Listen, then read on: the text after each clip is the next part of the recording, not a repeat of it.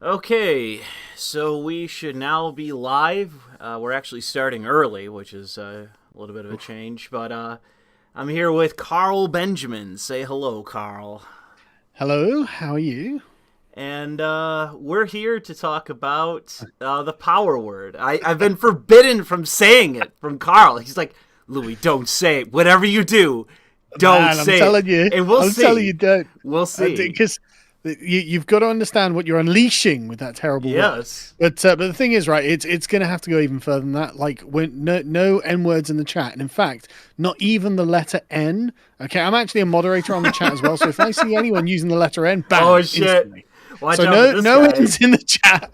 Definitely no stacks being made. Carl's been hired by Joe Rogan to just start going around the internet, trolling the internet, just looking for anyone posting the N Yeah, word and just yeah. banning them. Just anything that even hints at the N word, even the word N word is prohibited. Just so you know. So I think we'll just call it the Voldemort word or something like that, if that's all right. Unfortunately, the first super chat I got contains the N word newer. Or there, Carl. So I'm not really sure what to do. Of course it does. It's from Butt Worlds, man. Uh, Uh, of course it is. so we'll see. We'll see whenever I just read it. We'll see. I tell you Anyways, what, right? It's a shame I haven't got my camera on because I look like Tom Cruise when he's that laughing, insane laughter. That's me right now. oh yeah. I am fucking loving every second of this. Like, is this not just the best fucking thing? Because they've been through everything. Oh, he's spreading misinformation. Oh, he's a danger. He's killing people. Yeah, no one gives a fuck. He said the N word. Oh God! And it's like this. It's the ultimate nuclear weapon, isn't it? It's like, right, Yeah. okay, that's it. That's it. He said the N word, and it's like, oh God, stop everything. Joe Rogan's like, oh, I bend the knee. I bend the knee. Please stop. It's like, oh my God, really, really? Oh, you cuck. Yeah, and so I got it on screen. I got the Vice article on here, and it's like the first thing you have to just look at this from the perspective of a Spotify, which is like if they deplatform Joe Rogan, if they go, okay, we're gonna voluntarily break our contract with you, which gives you basically the easiest win in court in the world Yeah, to sue us for God knows how much. yeah, If they deplatform him, they are going to be at a minimum taking $100 million loss yeah. that quarter, just that by itself. So Let alone what he's just going to to be sue them clear, for. right? There may be break clauses in the contract, right? So certain contracts contain things called break clauses, which are conditions under which the contract can be legally broken. Yeah, Uh, but these are rarely without. I've signed a few myself in my time. yeah, These are rarely without penalty. So it's not just like, okay, well, everyone just dusts off their hands and walks away and nothing. Joe Rogan probably wouldn't get the full 100 million, obviously, but he'd be bound to get something. And yeah, I mean, and I'm just assuming that there is. There may not be one, but I can't imagine that Spotify left themselves so totally open to this possibility that nothing could happen, right? I mean, if they included a morality clause that would allow them to break it for this reason, then that could be their out. But Well, I mean, they could have any sort of yeah, upon we a don't know the particular. terms. Yeah, they could say upon a particular, a particular controversy or something like this. It could be anything. But the thing is, Spotify have got a goose here, golden goose that lays golden eggs, and the proof is in the numbers, right? Because I mean, Yeah, like 11 million average apparently, and it's like, okay, fucking hell, like Spotify must be thrilled with their investment in Joe Rogan. So it's no wonder they're not going to do shit. I yeah. wouldn't do shit, but then I'm not the same. Well, I mean, they're cracking down on him. Obviously, I think They like the are. delisting of certain episodes and Yeah. whatnot. They're cracking down. Him coming out and giving that apology, I would say that's also they're probably going to him saying you need to apologize, blah blah blah, and whatnot. It doesn't help that Joe Rogan's team has at least a couple leftists on it that I've been told. So they're Well, probably in his ear telling him to do this. yeah, it's very fucking annoying, isn't it? 'Cause it's like Joe essentially holds all the cards. Like, Yeah. what can anyone reasonably do to him? That he knows that Spotify won't get rid of him. He knows that people don't think of him as a racist. His audience do not think Joe Rogan is a racist. So it's a worthless, empty allegation. And this Vice article is basically the admission of that. We tried everything. We tried saying we use the N word, and now still not the results we want. So it's like, okay, what now? What now? Why bend the knee? Why respond to it at all? Just say nothing. Do nothing. Just ignore it. Carry on. Yeah. I'm pretty sure Joe Rogan was just his, money from doing this podcast could probably buy Vice. Okay, he probably could. To be honest. I can't imagine Vice magazine is worth that much at this point. No, not anymore. It loses money. No, not anymore. I don't know. It's just one of those things that as time continues on, it just seems like despite everything that's occurred and what could be learned from the variety of things that have basically happened since like 2013, 2014, unfortunately, like a lot of people don't learn any lessons. And Joe knew this. Yeah, yeah. We've seen the clips of him going around where he's like, look, you can't give him an inch because they'll take a mile and they'll never stop taking. He knows this. He's seen them do it. Yeah, and the clip that I think you did on your own podcast where he says, I think with Alex Jones, that once you start to self-censor, it doesn't stop. Yeah. It goes on forever. Unfortunately, with someone like Joe, he's going to have... Because I can't imagine that Joe gives a fuck about any of this personally. No, I don't think he cares. It's going to be Spotify corpos, his leftoid friends that are around him and whatnot, being like, yo, Joe, they'll text him, I heard you said the N-word, that's not cool, dude. Shit like that. Yeah, and absolutely, without a doubt. And like, they're going to be like, look, man, we really don't want to break this contract. I tell you what, you just send out this apology and then that's it. We don't have to worry about it. You keep your money. We don't have to invoke a break clause or whatever it is. And, everything's great. And so Joe pulls the episodes. He puts out his apology. They're not going to forgive him, but Spotify at least aren't going to get rid of him entirely at the moment. But I mean, if he wanted to do something that would be considered moderate, he'd bring on like some sort of some person who's more culturally knowledgeable about the issue of race, or like a professor, something like that, to discuss the idea of like what it actually means to be racist and how there's a variety of people who are demonstrably racist and they believe racist things.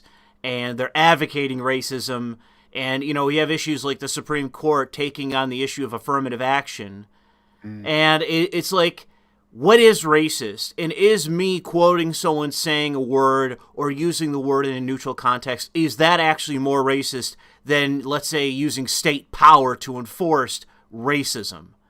Racist discrimination. What is more racist? And actually lean into the issue and say, I'm not a fucking racist for using these words.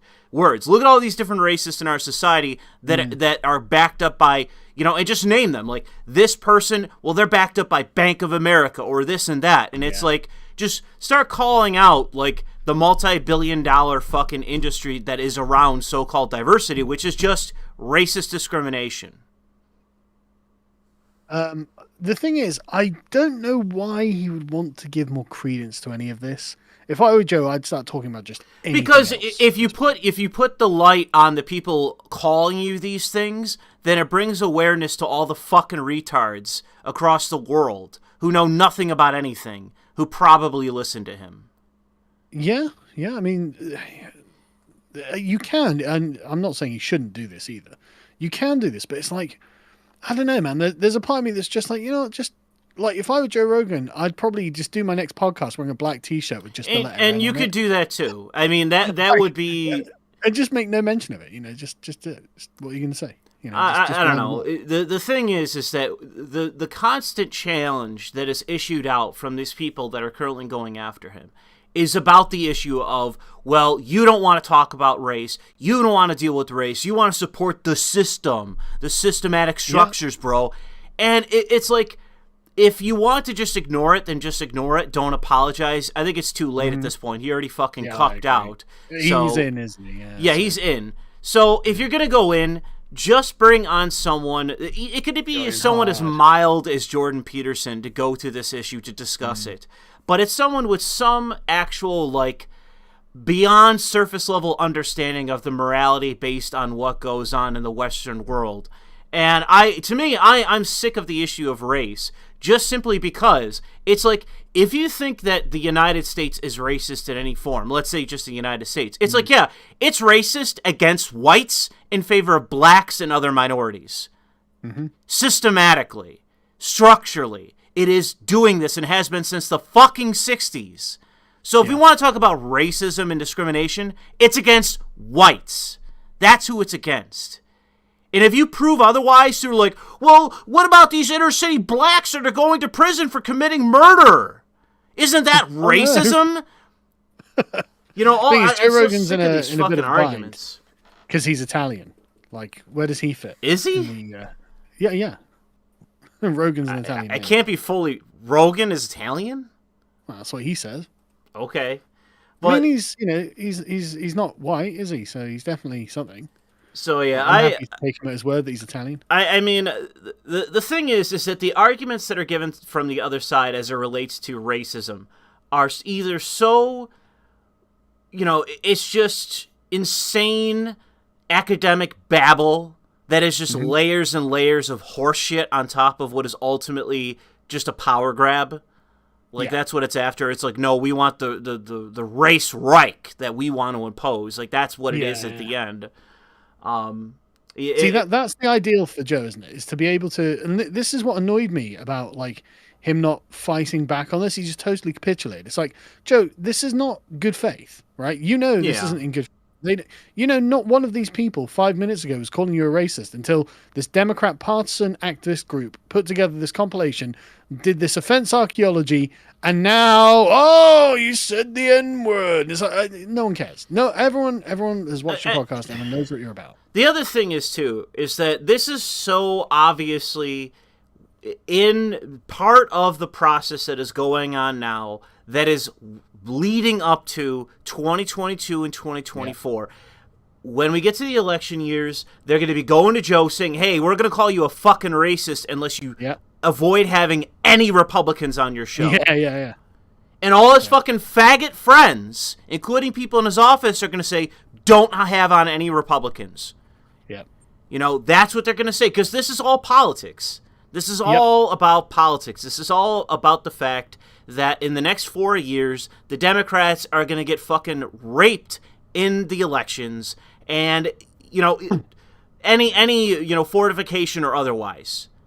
I don't think it's going to matter at this point because they're trending so poorly by like double digits in many metrics. It's like 2022 is going to be a bloodbath. 2024, unless something dramatically changes, especially under Biden, it's going to be another bloodbath no matter how much fortification they do. Well, this is what I've been saying to people. So, fortification doubtless will happen, right? They're doubtless going to fortify. However, fortification takes a lot of energy. Yes. You can do like this big fortification once against Trump because he's the villain, the big enemy. But man, you can't do it over and over again, and expect the same kind of consistency and results. And the more you do it, the more that it'll come out, and the Republicans are now on notice. They're on watch. They know you're fortifying shit. So, okay, they're going to be fucking all over things. You can't just indefinitely fortify. Yeah, it's just amazing that, unfortunately, in this situation, Joe has basically managed, like, doing nothing as you recommended would actually be the savvy thing to do. It would basically be the triangulation effect of, okay, what carries the least amount of risk and would also, what would carry the least amount of risk no matter what? It avoids actually addressing the issue, and it avoids actually making the situation worse. The triangulation would be do nothing. That would actually be the smart play. But he can't even do that. And I guarantee you that this is a consequence of him being in media for so long and making friends with all these people around him who are on the side of whatever, the paradigm. That they will be the ones that have been, like, I'm certain Joe Rogan doesn't give a fuck about David Gilbert at Vice or any of these other randos. It's people in his immediate circle that are pressuring him to do this. Yeah. Oh, and not just that, like, I think that he's in this kind of I guess it's like Hollywood or LA sort of bubble, where everyone around him is like, they know that this is the big signal, right? The N word is the big signal. Oh, this is what they pull this out when you're in real trouble with the powers that be. Yeah. And so, like, this is why The Rock, his balls just instantly shriveled up, tucked themselves up inside his abdomen. You missed it on the podcast, but he has political aspirations. Oh, really? Yes. Oh, those tranny jokes are going to come back to bite him then, aren't Here, they? I'll look it up. I'll look it up right now. I'll get it on. I'll send you. I'll find an article. He's said in the past that he wants to run for office. I'm gonna find it. Really? Yep, right here. Boom. From. Yeah. Actually, let me find from a more reputable source. I mean, it wouldn't surprise me if he did. There's LA Times. Oh, here we go. Reuters. We'll take Reuters. Right, okay. Yeah. I'll send this to you.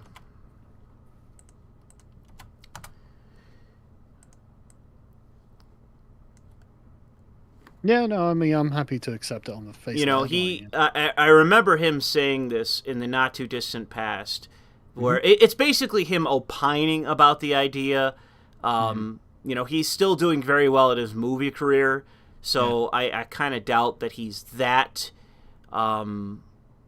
interested. But it's basically, you know, always be, when you're someone in entertainment or in media, it behooves you to not just think about what you're doing well in right now, but what you could be then moving on to in the future. What you could be, you know, what would make your career even more successful. And I think that the reason he put this out there is because he wants, and he's expressed that he aligns more with the Democrats, that he wants the Democratic Party to come to him and anoint him and say, you're going to be the next Barack Obama. And even name drops him in this. Really? Yes. So he wants the Democratic Party to basically just pay him off, to basically become Ronald Reagan, just even more of a corpo. Well, I'm not surprised that he might want that. Because, I mean, like, you know, it's the Arnold Schwarzenegger trajectory, isn't it? Although he was a Republican, wasn't he? Yeah, actually, honestly, Schwarzenegger would probably be a better analogy. Yeah.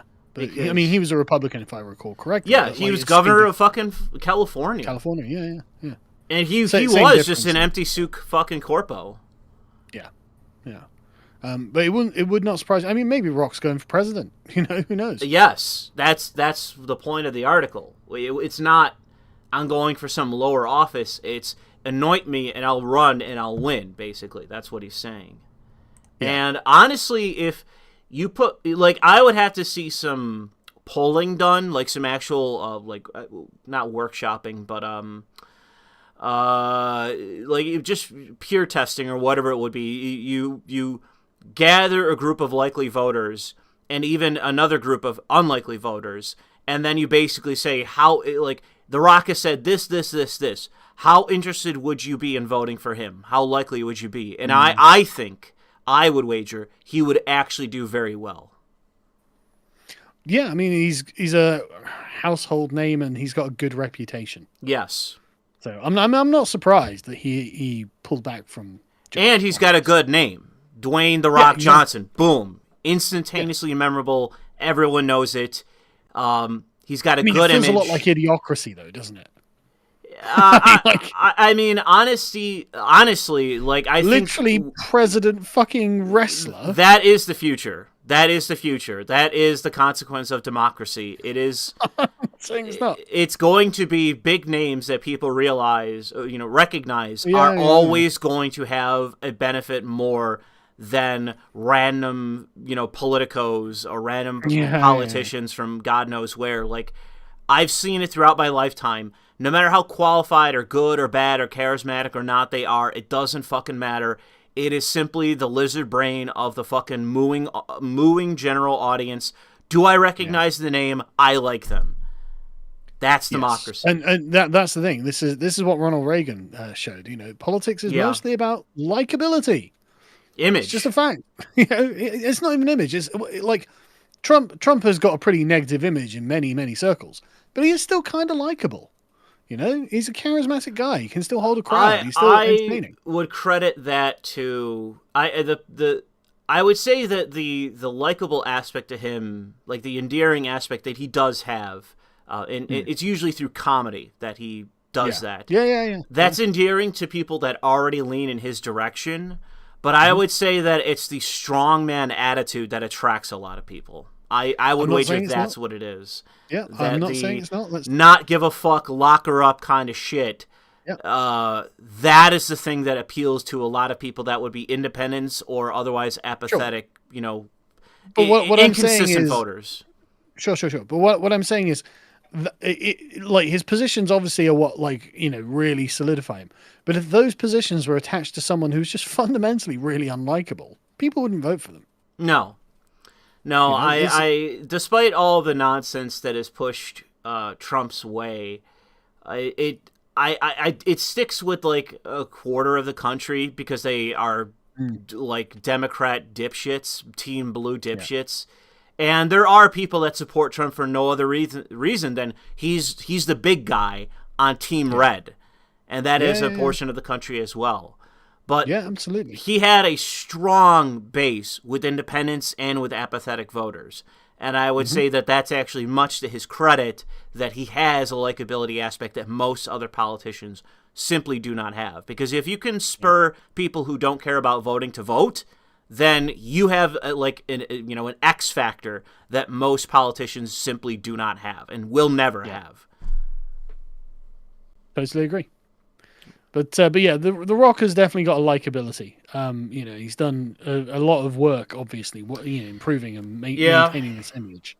So he's a good candidate. He is a good candidate. I would say that what would definitely aid The Rock or someone like The Rock in running for politics would be to capture the sort of he could lean into the sort of messianic poetic nonsense that Barack Obama basically totally encapsulated. Like that's what he did so well, was basically seeming like this messianic figure to both blacks and white women, and that's what basically got him the office, because he got white men as well, which is actually pretty big in terms of politics in this modern age. But Obama occupied a kind of cultural niche, didn't he? Yes. Where it's like, look, we've got to put the race stuff to bed. This is going to be the healing of America. Yes, right guy, right time. Yeah, exactly. Didn't happen. So Yep. What are you gonna do? And I would say that with The Rock, he wouldn't be able to basically channel that because he's simply not the same guy and he doesn't come from the same place. But he could, in fact, utilize the larger-than-life image he had at the WWE of, coming in to literally a theme song with a lot of bright lights and, tens of thousands of people screaming their lungs out. You could say that, but I'm just saying. I'm not saying it won't happen. I'm not saying it's bad. I'm just saying we're there. Kind of I'm saying we're there, and that's just democracy. So accept it for what it is. And I got to tell you that if I were in politics, I would be saying with Trump, do the exact same thing. Fill a stadium with fans, have them come out to a song, a lot of bright lights, some pyrotechnics, and it will actively help him in polling. Proud to be an American. He does do this. Yeah. Well, not as effectively as he could be. I will say that. I don't know. I thought Trump's campaigns, if I were an American, I could see the appeal. I enjoyed them just because they were funny and they were fun, and there was real energy to them. I can. Well, yeah, definitely, yeah. Trump was bringing out there. Yep. And somebody said in the chat that the financial crisis of 2007 helped Obama as well. Absolutely. Yeah. And he did fuck all, which is why he lost a lot of people in his second term. It was just lucky he was running against one of the worst Republican candidates he could have been. Oh, who is he running against again? Who? Was it Romney was he running against? Yeah, Romney was abysmal. He was terrible. Oh yeah, Romney's terrible. He's not likable. Well, it's not just that. I watched over his campaign, and it was an incredibly weak campaign. The only thing he had going for him was like he had the corpo aspect of the right totally with him. And the beauty of Trump is, like we've discussed many times, he's basically annihilated them. They're like either they've moved to the left or they're dead. Yeah. But the thing with Romney, honestly, I'm sure it's the likability thing, man. Like no one cares about fucking Romney. No one like gives a shit when he speaks. No one's entertained when he's talking. You know, I mean, Obama was charismatic. You can't deny it. You know, it's just one of those things. You've got to have it, and you either have it or you don't. And Romney didn't have it. Yeah. But I suppose that at some point I should really address like the different things that I've seen, because I've only seen some fairly surface level like information, because I haven't really been keeping up too much with politics as it relates to like the insider shit like I was when I was in college. But I can't imagine that at this point Biden is doing well enough to actually genuinely win a re-election. And even with fortification, I don't think he'll really have a good chance. Like, there are states that he's going to win with fortification if they do it again, which I think they will, because I don't think they have a choice. But I mean, honestly, at this point, I'm convinced they're fortifying California. Don't even care. I mean, I'm sure it's more than just California. Most of the deep red blue states of Illinois, New York, California, like the system is so set up to do that in its existence. I don't even think they really need. It's basically just a well-oiled machine. It's like Tammany Hall. You know what I mean? It's like literally the political machine that is so well run that it just hums along despite what happens. Like, sure, but there's got to be a point at which Californians like, hang on a second, why am I voting for this? It doesn't. It's like New York, dude. Like, the Republicans are moving out of the state, so like you're getting in all the gibbers from overseas, and all the red people are moving out. So again, there's got to be a point where they're like, hang on a second, this has gone totally to shit. And it is because we're voting for the left. At some point, it has to be like, well, do we need to do this again? I would say basically the only time that would ever happen would be they elect some sort of like quote-unquote moderate corpo Democrat who basically they get into some kind of shit fight between Wall Street's interests and the union's interests, and then the corpo chooses Wall Street, and the union say, okay, we're going to put in some tranny fucking, communist instead. Like, that's the left is basically done. Like, they're not, they have basically reached the conclusion of their ideology. It's basically amalgamating into one thing, and the fights that used to occur between the corporatists and the so-called progressives, I don't even see people using the word anymore. Yeah, they're over. The progressive narrative, all of the narratives have harmonized into the one sort of great narrative to rule them all. Yeah. Like they've all harmonized. All the corpos are giving the progressive narrative. Notice that people like Vaush, and Hassan, nothing the establishment ever does is wrong. Every time they're all right on every issue. It's like, okay, why? I can't imagine that being the case. But I'm not a progressive, so what do I know? Well, that whole thing is done, and the means by which that they did that is really, in many ways, the only reason why it would matter in the slightest to us now would be to prevent that from occurring on the right, which it is occurring. Like the there's elements of the right that are attempting to really defang what is effectively a nativist movement. It goes beyond just sort of like nationalist flag waving politics into actual nativist policy, and I've seen more and more people on the right actually discussing things that would ultimately be nativist policy. And when I hear politicians, and I've heard a couple, I can't remember who it was, but it was like a national right-wing politician, Republican, talking about what would it be? Policy around children. What's the word? I don't know. It depends what kind of policy, I guess. Well, childcare? No. There's a certain word. Someone in the chat knows what I'm talking about. Someone used the word. It's what Viktor Orban did. Oh, pro-family sort of natalist policy. Natalist policy. That's what I'm looking for. I forgot who it is. Someone might know who it was. It wasn't that long ago, where they were talking about natalist policy around whites. And it's like, that's pretty nativist right there. To where you're actually saying it's specifically for whites compared to like just generally, and that's coming from like someone that's fairly contemporary in the party. It's like, that's the kind of thing they're trying to defang. They're trying to prevent people from introducing ideas like that for a multitude of reasons. The people will innocently say that it's for optics reasons, but in truth, it's because they're globalists. And I mean, I personally would not be advancing that mainly for optics reasons. I don't think that looks good.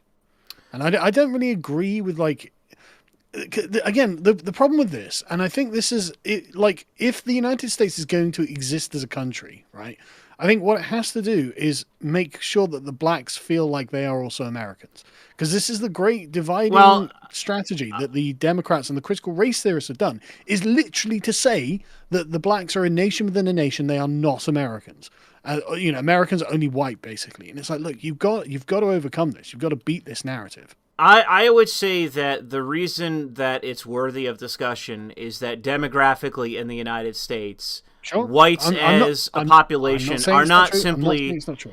It's not a matter of like, okay, well, there's more and more mixed race couples, yada yada. It's like, well, that's true, but it's like up from 2% to like 6% in 50 years. That's the change.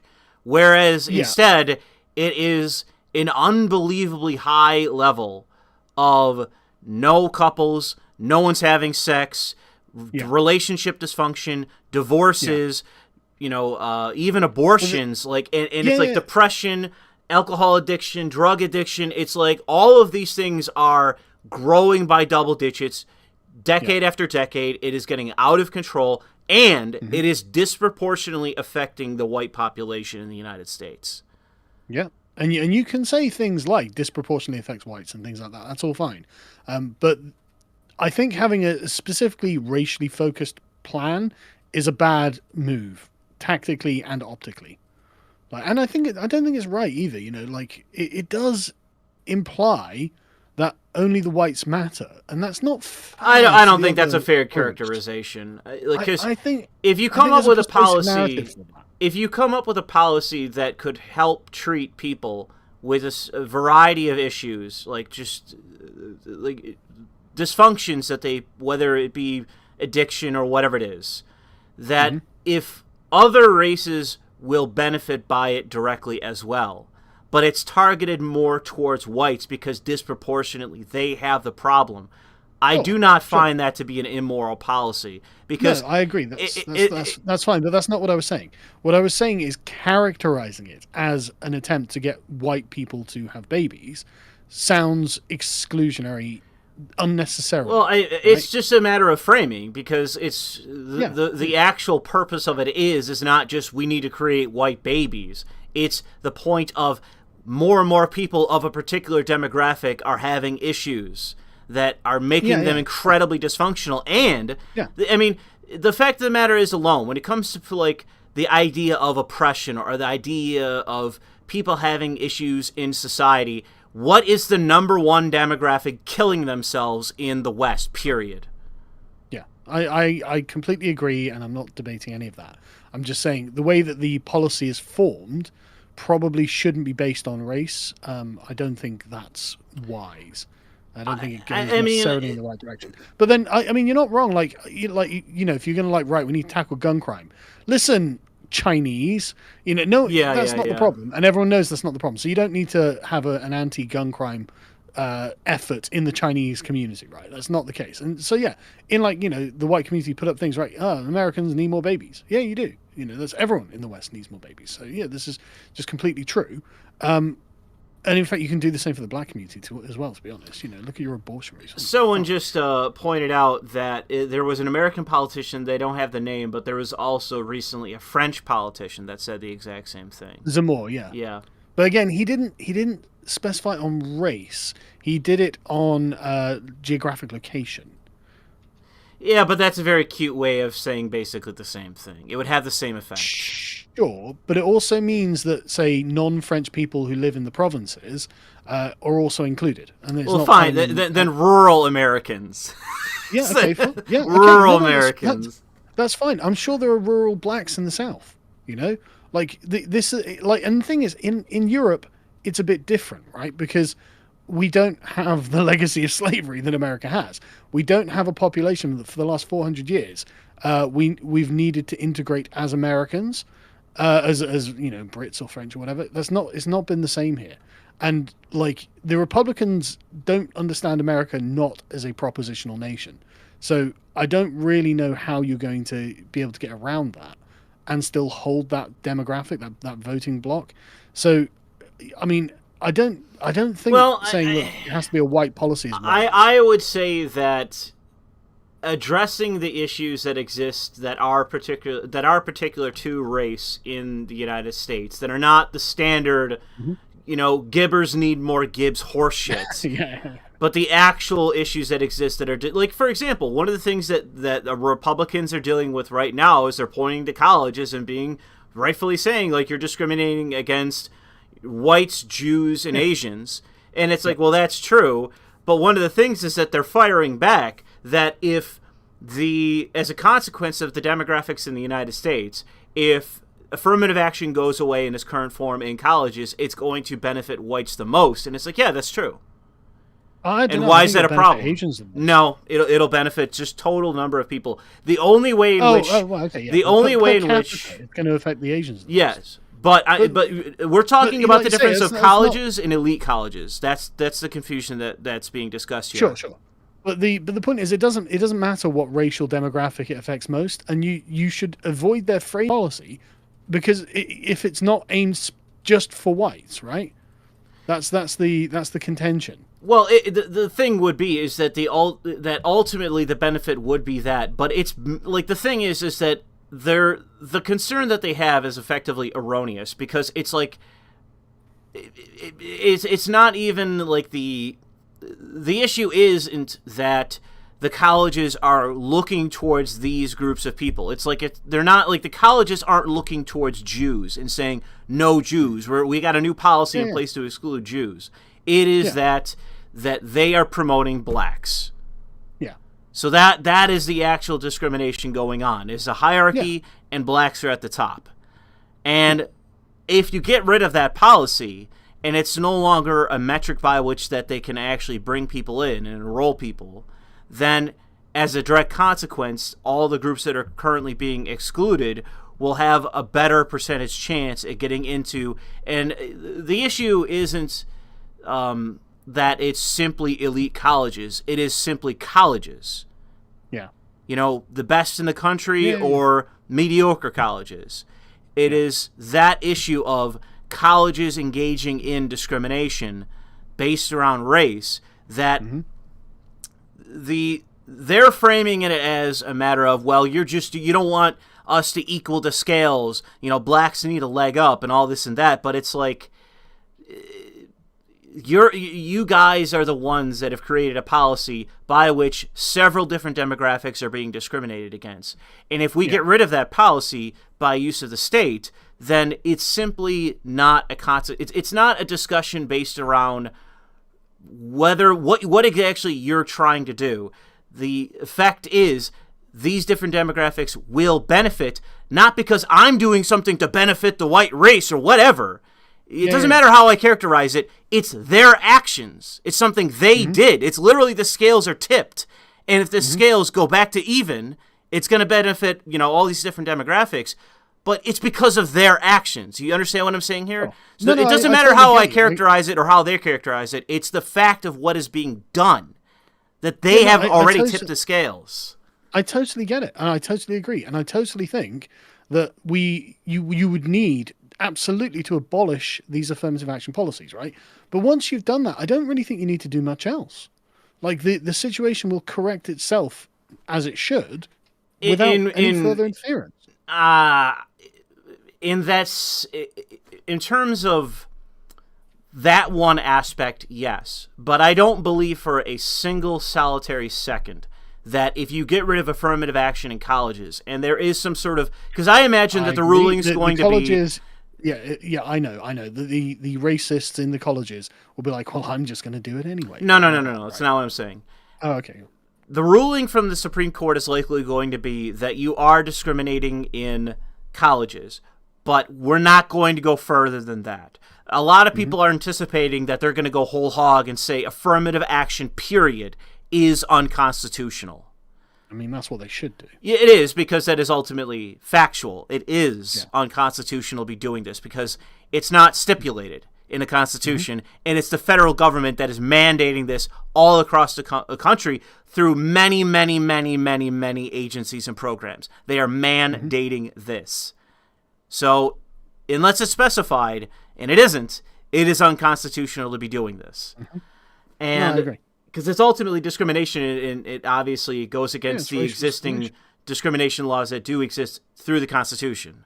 And in any case, with the issue of this itself, the issue of this case going to the Supreme Court or going before the Supreme Court, even if they do have the ruling in the right direction, which a lot of people that are politicos say it's going to be the right ruling.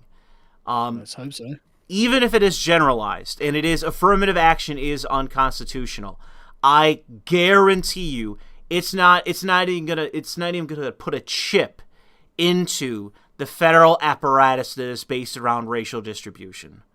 I guarantee you it doesn't even chip away at it. And we'll be lucky to see most of the Gettr programs, even like you have like a hedge fund to fucking fund all these lawsuits to bring down these programs through all these agencies nationwide. It would take a lifetime to take away these things unless you had like a serious like basically the president, the Supreme Court, Congress all align and basically start using this as a means by which to actually attack these things and basically use every aspect to government to get rid of these programs. Then it could happen within a fairly short period of time. You would need a severe hatchet man to go through and do it. It could not, even if you had a president who was a firebrand going after these programs, you would have to have a majority of Congress, like a firebrand Supreme Court, at all. Like you would have to have all these people in place to do these things because it is like one of the things that I learned was like looking up and going through like the Small Business Administration and this and that, and it's just like, Jesus fucking Christ, are there so many fucking Gettr programs? There are so fucking many. It is insane. There's entire categories by which that it's like, whether it's like private entities, NGOs, unions, like contracts, taxes, like all these things that are literally based around Gibbs. Yeah. It is local, state, federal. It is fucking insane how big this apparatus is. Yeah. No, I mean, honestly, a lot of it's the same here. It's terrible.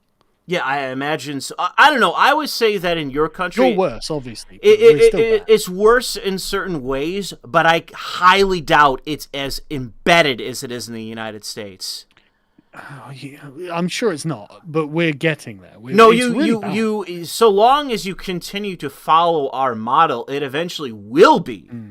But I mean, all I know is that unfortunately, certain things need to come into place to take out some certain high members of society, so that you get a monarch that actually has some fucking balls. That can actually rule, because as soon as the queen goes, unfortunately, long may she live. But whoever's going to be replacing her is going to be a literal globalist cuckold. Well, it's Charles, and yes, he is a little globalist. He is literally a globalist cuck. So, I mean, he's literally a cuck, and he's literally a globalist. Yeah. So, yeah, we're not. It's not looking good here. You need to find somebody that is going to be, I don't know, going out to do like Anglo-Saxon like Renaissance fairs or some shit, and get that person in charge and take some charge of the person Parliament. After Charles is William. To be fair, William is a lot more normal, like a traditional, I guess we'd call it, as a monarch, as a prince. He's not Harry, which is good.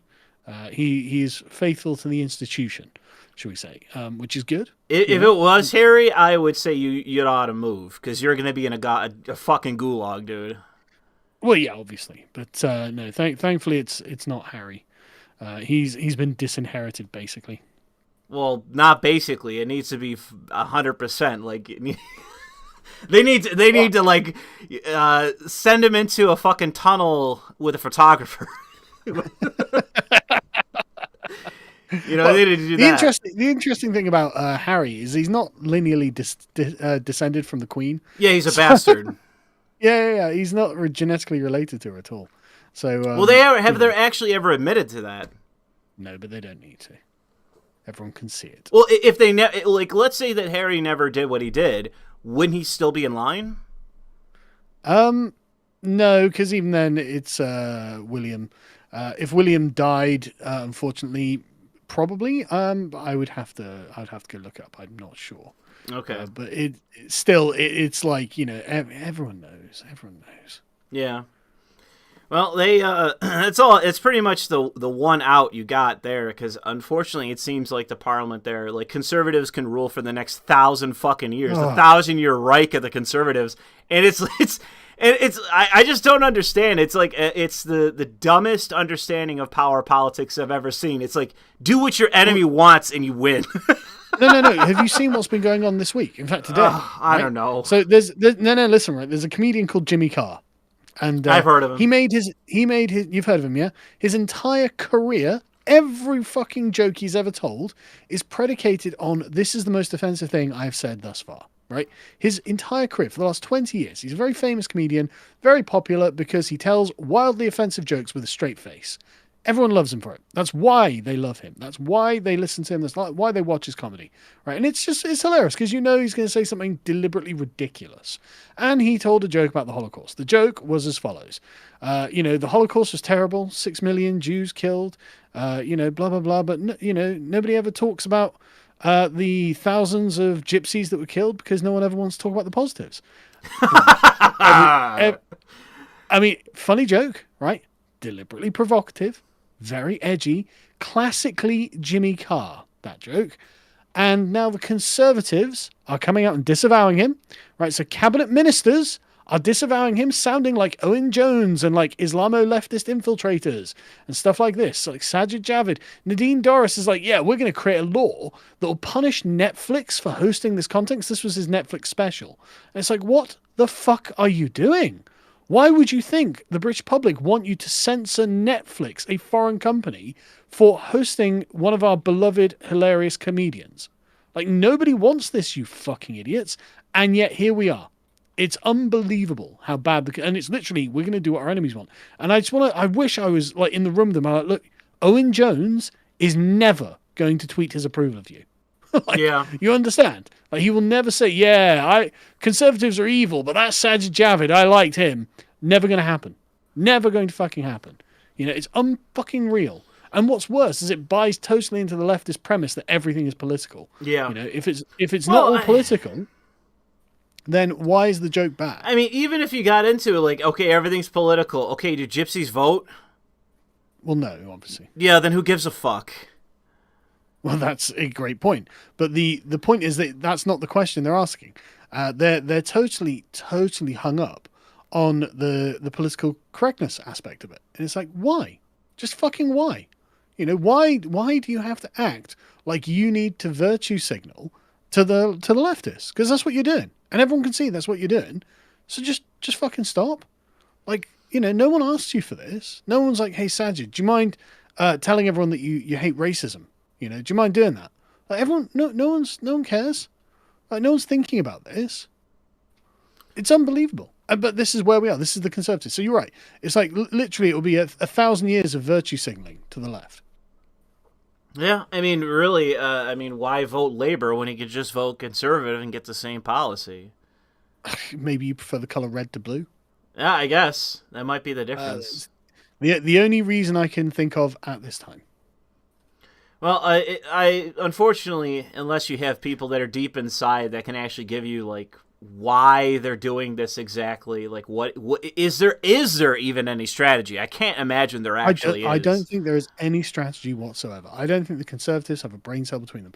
I spoke to so the local paper, the Swindon Advertiser, posted like an article on Facebook going, yeah, look how much we're doing for refugees. And I was just like, okay, let's talk about these refugees, right? So I like where they're housing the refugees is like 2 minutes walk away from our office, right? And so every fucking day, when I'm going to get lunch or whatever, I walk past the hotel where all the refugees are staying, and they're all just standing around outside smoking and drinking, young men, right?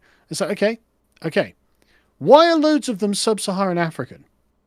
And I basically pointed this out in the Facebook comments, and some guy called, like, I think his name was Daniel Adams or something like that, replied to me, and he was like, "Oh, what even is an Afghan? What's an Afghan look like? What are they supposed to do? Blah blah blah." And I just Googled pictures of Afghans, and I was like, "This is what Afghans look like. They don't look like sub-Saharan Afghans. Yeah. Why are they here?" And he just completely like, well, like they're not allowed to go and work yet anyway. So what are they supposed to do?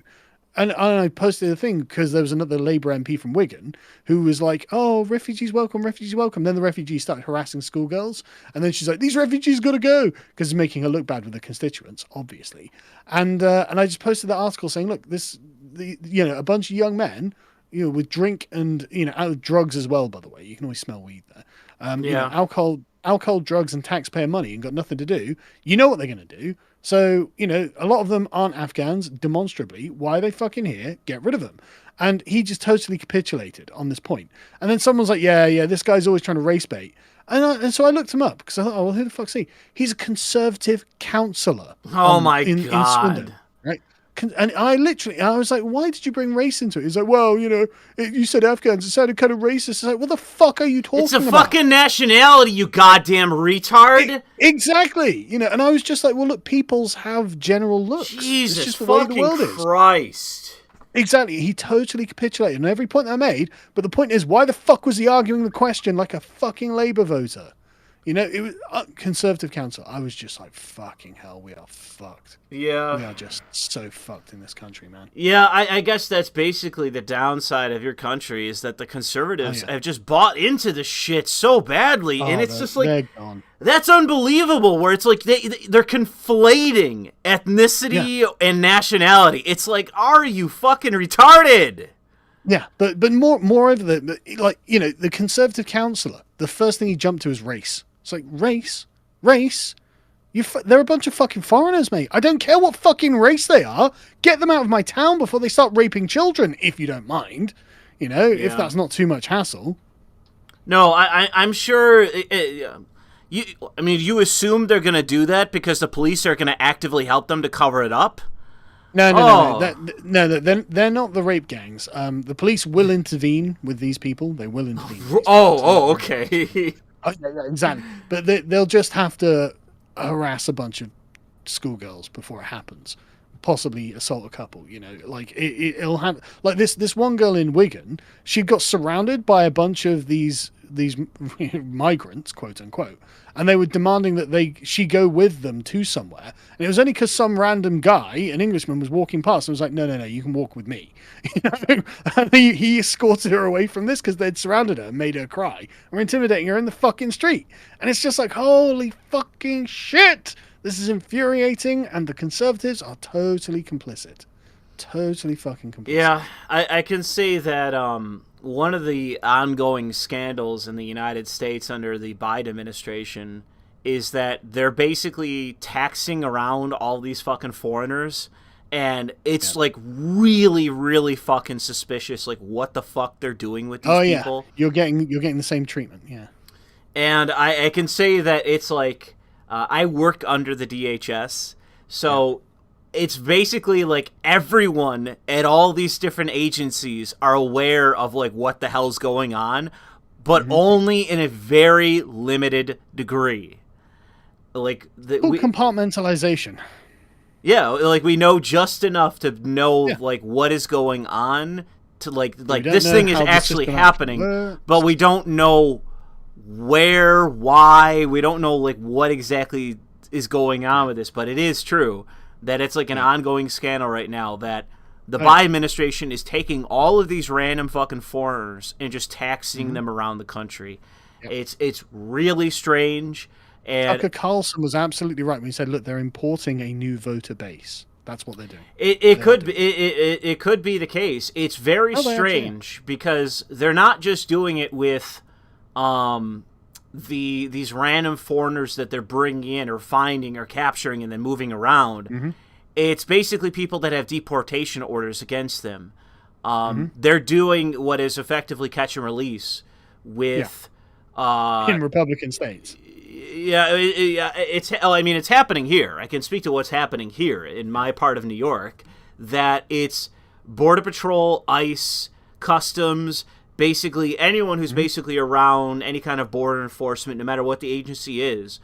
They're taking people and just sort of like processing them and just releasing them, like literally dumping them off on the side of the street. And these people are like looking around like, what's going on? What am I doing? And some of these people come to us. None of them speak a fucking word of English. And they'll be like wandering into different government facilities. And like everyone, myself and other people I work with are like, what the fuck's going on with these people? Like, what are they doing? And then all of a sudden supervisors and managers swoop in to whisk these people away to do whatever they're doing with them, to process them further or whatever. But there is something very, very strange going on right now in the United States. There is nothing coincidental going on here. Yes, and it is part of a plan. It literally the apparatus of the state doing it. Yes. Democrat-controlled government know what they're doing. They're doing it on purpose. Don't think for a second they're fucking not. So yeah, And what it is, and it's all towards the plan of making sure Republicans lose power. That's the plan. Yeah, it's basically it's another metric of fortification. Like that is in effect what they are doing. I assume that's what it is because I don't know. Because that's what obviously is going to be. I guess so, but I don't know what exactly they're doing. Like, if you can, because the thing is that I'm only getting like a small snapshot of my aspect to it, and I don't know where these people are necessarily coming from, but it's like randomly a bunch of like a handful or like 6 random Mexicans all wearing the same outfit get dumped off in front of my building by ICE or Border Patrol or whoever. Just assume worst faith on the part of the Democrats and you'll be proven right. Yeah. Like, you know that. And you know what's amazing is that a lot of these illegals, they are processed by the government, and they have paperwork related to that processing, whether it's certain processing or deportation orders or whatever it has, but they literally have nothing else with them. Nothing. Yeah. It's literally the shirts on their backs and these fucking like a pad of paper. But it's incredibly strange, and hopefully Tucker Carlson or other people that are actually so-called investigative journalists are looking into this shit. Because Tucker's covered it before. Well, I mean, actually sort of try to get in there and figure out what the fuck is going on, because it is incredibly strange. That would be ideal. But like Tucker is on this. Like I've been obviously watching Tucker. I mean, luckily my YouTube algorithm is trained. So now whenever I watch like one of, our area of YouTube's videos, more often than not, a Tucker Carlson video will just come on next. And I'll be like, in the middle of painting a model or something. I'm like, oh, excellent. I didn't even have to set that,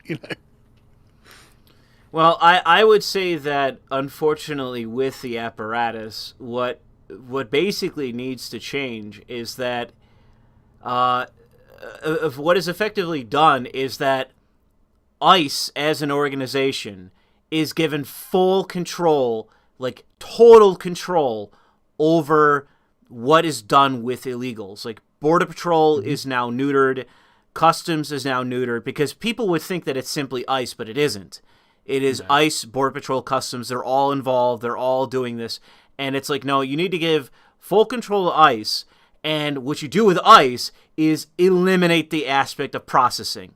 You literally say, oh, well, I have a court date. Well, I got to do this. I got to reapply for my visa. Don't care. You literally kick them out of the country before anything else can be done. Yep. So that way it's like, these are asylum well, seekers, you have a court date. It's like, well, go on fucking on Discord or some shit and go to your fucking court date that way. But otherwise, you're out. You're gone. Like the processing is what is the issue. And that's what needs to be. The lefty human rights lawyers. And positive handoff. You need ICE to literally stand by as these people are loaded on planes or a boat or whatever and shipped out. Because I know that's another thing that's going on. That ICE and Customs and Border Patrol are literally kicking people out on the side of the road, telling them, well, here's where you need to go. And then just driving off. And just leaving them to do whatever the fuck they please. Yep, that's safe. Responsible. Glad the Dems are doing that. It's like they're literally saying, "We'll deport yourselves or whatever it is. Show up at your court based on the fucking honor system." Literally, it's unbelievable, isn't it? And fucking unbelievable. What needs to happen is literally, you're an illegal. Your shit's. We could prove that your visa's expired or whatever it is. You're here illegally. You have no documentation. You're not an American citizen. No hablo inglés. Okay, you're going to a camp where you're going to be processed by which we figure out your name, we figure out where the fuck you're going, and you're out. I mean, personally, I'm in favor at this point of just being like, look, just pick a country because we're sending you there. Yes, so, seriously. Honestly, I mean, you come from, we'll give Mexico $1 trillion, and they're the dumping ground. Yeah, build a wall, and that's where they go. And then, did you know that's what Priti Patel thought we should do with Rwanda? Yeah. Literally, isn't that just fucking great? What, Rwanda? Oh yeah, nothing bad happens in Rwanda. I'm sure you guys would just come back just fine from Rwanda. Well, the issue is that people claim that it's morality, my compassion, all this shit. It's like, efficacy rules all. Fuck everything else. Fuck your morality. Okay. Yeah. Efficacy is what matters. And if this is more effective, this is a more effective deterrent than a literal physical fucking barrier, then that is what should be put into place. Yep. Because I don't think if you even build a wall on the southern border, that's going to prevent people from, coyotes sticking these people on a boat and then just having them land on a beach in California. You know what I mean?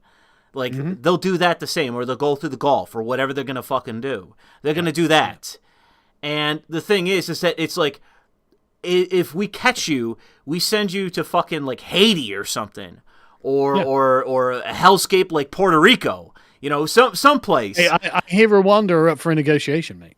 Sure, or the King of Kings, Liberia, where they should be going. yeah. They'd probably be the cheapest fucking option. Yeah. Well, that's the thing. Like, the Rwandans probably give us excellent fucking rates on immigrants, on refugees. Forget about airplanes. Put these people on an old fucking oil ship and ship them the fuck over there. And just say, like, okay, I don't know, like, if you come back again, we're going to drop you off in the middle of fucking Egypt, just in the deserts. This is... No. It's got to be somewhere really unpalatable. Like, so Norway must have some fucking remote island somewhere, right?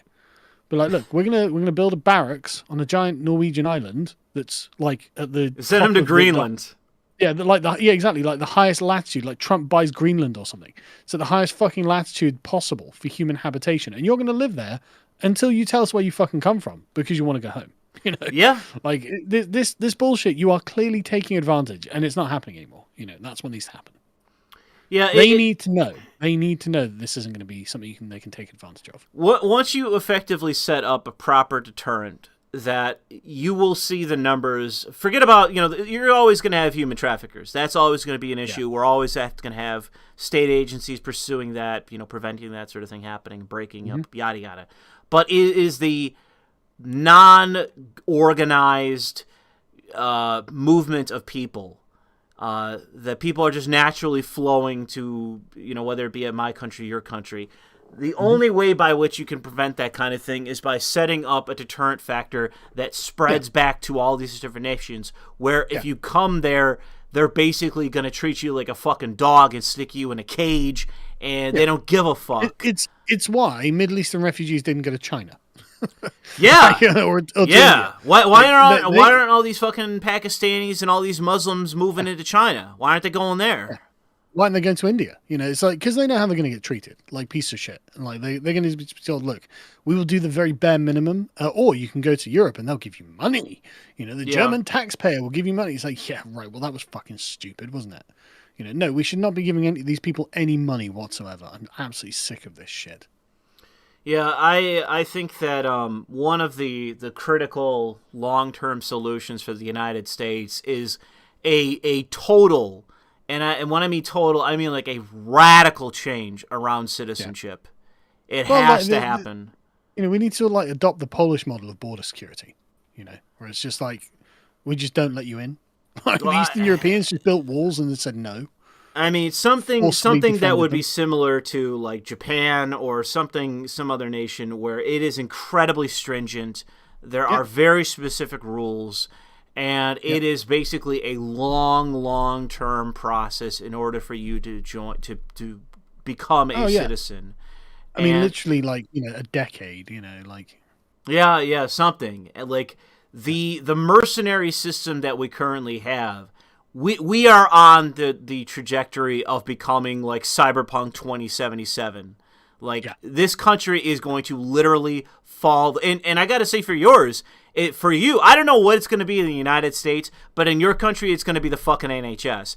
It's a time bomb that's going to explode, and then you're going to be Cyberpunk. Yeah. I mean, like as if we're not already there. That's the thing. Yeah. Like the inner cities at this point, it's hard to say how Cyberpunk would be very different. I suppose there's possibly more neon in Cyberpunk it would be. In London. I'm talking about like severe fucking poverty. Yeah, where there is no council housing or gibber stuff, like that's all gone. It's dead. It's gone. It's just there's nothing left, and you will see like extreme poverty. Yeah, that is pretty much the nuclear option, but the issue is that my big fear is because like the people who are labeled like the collapsitarians, one of the things that I fear is that should that occur, basically all that's going to happen is that the corpos are now going to be even more in charge and even more exploitative. Yeah, I mean that's definitely going to happen. Yeah, so I really hope that we can avoid that scenario generally, because I mean, even if we could somehow get like the Uber-based party that gets the reins of power, gets back into control, it's still going to take literally decades to undo the damage that's been done. Yeah, I would say that overall, yes. The only thing I would say that you could do it within a lifetime, based on basically a domino effect, that you don't do everything at once, because that's the biggest way to get kicked out of power, and then all that shit comes back in an instant. But you basically want to, and now also not chip away so slowly that you don't do enough to where fortification occurs and then boom, it's all coming back. It is simply piece by piece, damaging your enemies and then damaging the systems that benefit them. That way, as time progresses, what's going to naturally occur is that the gibbers give up. They know that voting and all this sort of shit isn't going to actually have the Gibbs come back.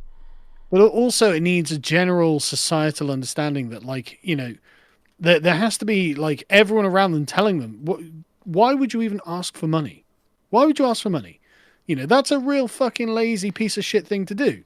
You want some hardworking guy to fucking pay for you, you absolute lazy bastard. It needs to be real shaming. Yeah, real shaming. Yeah, there needs to be that kind of cultural dynamic that comes into like just general sentiment, which is an issue in its own right. But I think that that can be actually in some ways artificially created by basically faking a crisis. That you say that something. I don't even think you need to do that. You just need talking heads on TV who are just universally putting, not necessarily universally. I don't know. Dominant narrative, I don't know. I would say that the standard aspect of sort of like gibber equal compassion aspect, I would say that a large portion of the mooing public believes in that wholeheartedly. That I agree. Gibbs are good. But their opinions will change if the media narrative changes. That's what we've seen. Media narrative really does affect people's opinions. Yeah. Sad to say. But people are fucking cheap. Yeah. I would say that you're largely correct. But it would... I'm not pleased to say it either, you know. But yeah, just speaking generally to the issue, I would say that if you disincentivize basically Gibbs for votes, if you can do that, if you can corner that aspect to it, and sort of eliminate and like just basically take away that issue, that would be like the first domino. That would be the first domino of the beginning of the end for all of these different programs. And even with the Supreme Court case, you know, let's say basically for some reason the Supreme Court basically wakes up one morning channeling their inner, like, Daniel Day-Lewis from fucking Gangs of New York.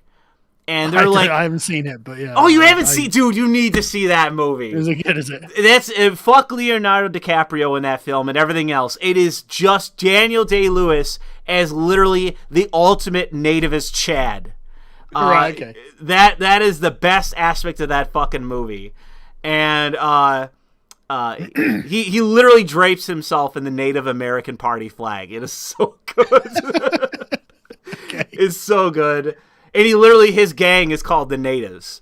Awesome. Because they are basically the direct descendants of the revolutionaries. Anyways. Right. Okay. And they also are in favor of, like, the Union collapsing. Anyways, so you would need the Supreme Court to channel Daniel Day-Lewis's character, the Butcher, from Gangs of New York, to basically say, no, fuck it all, fuck affirmative action, this is all unconstitutional, and be that, what would it be, categorical about the issue itself, that this is categorically unconstitutional, said, like, verbatim, that's in the ruling. From that would actually be a straight up, like, that would be 5 dominoes at once going down, because then it would then put all of this pressure on all of these agencies to then justify why they are in fact engaging in all these litany of ways of affirmative action through loans, through contracts, through standards, like what standards by which that you can get contracts through the state and blah, blah, blah, blah, blah, hiring practices, all of this. It then is now, it puts on them the obligation to defend all these different programs that they are, you know, currently engaging in right now. Yeah. So can I change the subject? Go ahead. Briefly? And it's not an entirely different subject, obviously, but like, right. So imagine for a second that I was invited on GB News, which is British television. What would you want me to talk about? What do you think I should discuss? What channels points should I raise? GB News. Oh, okay. Imagine I received an invite, hypothetically, right? Do they actually have some sort of core topic that they want you to discuss? No, not that I'm aware of or anything like this. This is a hypothetical, right? But what would be the important thing to bring up? Bearing in mind it's an audience of, like, it varies from, like, you know, patriotic normies to, like, you know, people so red-pilled that the whole thing is like British QAnon, right? Yeah. So that you know, that's the sort of range of the audience. What should I bring up? I would say that immigration is probably going to be one of the ones that they want to hear about. That's going to be red meat for them. It's too easy though. Any pundit can be like, oh, immigration bad, you know. I mean, honestly, I'm not really sure. I would say maybe attacking the conservatives for the fact that they're just labor. That would be one thing. Or maybe maybe the most constructive thing would be like giving like a positive or like starting negative and then going into positive. Go on. As a tactic. What do you mean? I just whatever, like attacking the conservatives because they're weak on a variety of issues, but giving like a bright idea for what they could be doing instead and how this would win votes and that sort of thing, like, I guess from a tactical perspective, but speaking to actual real issues that could be solved by policy directly, whatever they would, whatever you want them to be. I would surely want to go, like more savage, right? That feels very, very basic, top level sort of. Well, I don't know. You're the one that's coming into this fucking stream saying Louis under no circumstances use the N-word. That's a perfectly reasonable thing to say on YouTube, right? I'd be going on to GB News being like, hey guys, I'm about to say it. Countdown till when I say it on GB News. No, because the thing is, I like the people on GB News. They're all nice people, right? But I would want to put across something deeply subversive to the current moral order. The Queen needs to dissolve Parliament. That's what people are saying in the chat. Dissolve Parliament? Well... Permanently. I mean... No. I think I don't even agree with that. That's not... I know you don't. That's why it's a joke. No, right. No. But seriously.